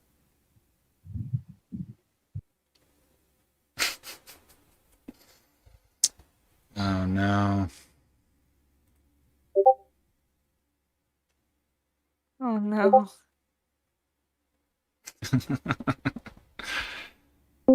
I mean, that would be something good to start with next time. Okay, I think I may be back. Who the How fuck do we- knows? How do we sound? Are we all good for you? Yeah, it's just like it kept cutting out for me. I don't know Yeah. why. And then my computer says that it's constantly identifying and it's not connecting.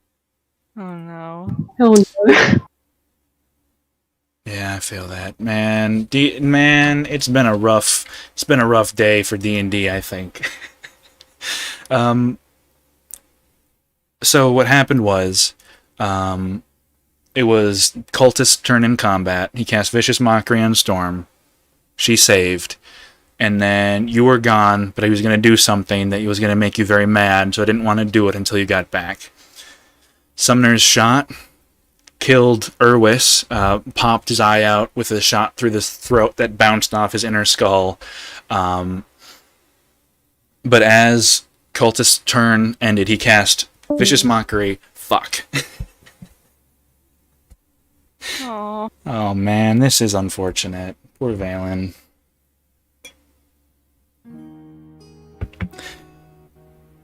Man.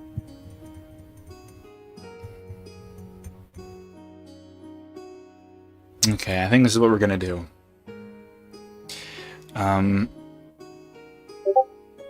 As the shot fires, what happened not a second before the vicious mockery was cast at Storm, and slowly, methodically, the cultist stood up, looked at Valen directly in the eyes, and you could almost swear the immovable yet moving mask smirked. He waved his hands slowly, methodically, cast Dimension Door, and disappeared. And then you killed Big Fatty. And, yeah.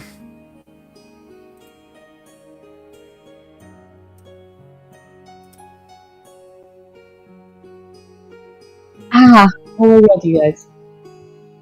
And I think that all of you surrounding the cut up, slod up, and altogether rotting, transfigured body of Urwis, the boiling pit of acid that was the hot tub for one demonic cultist, and an altar, bloodied and altogether ominous, all of you within a space that should not exist. I believe that is where we are going to end today's episode, considering that one of our players isn't here and another is having internet issues. Say goodbye, everybody. It has been a lot of fun. Goodbye.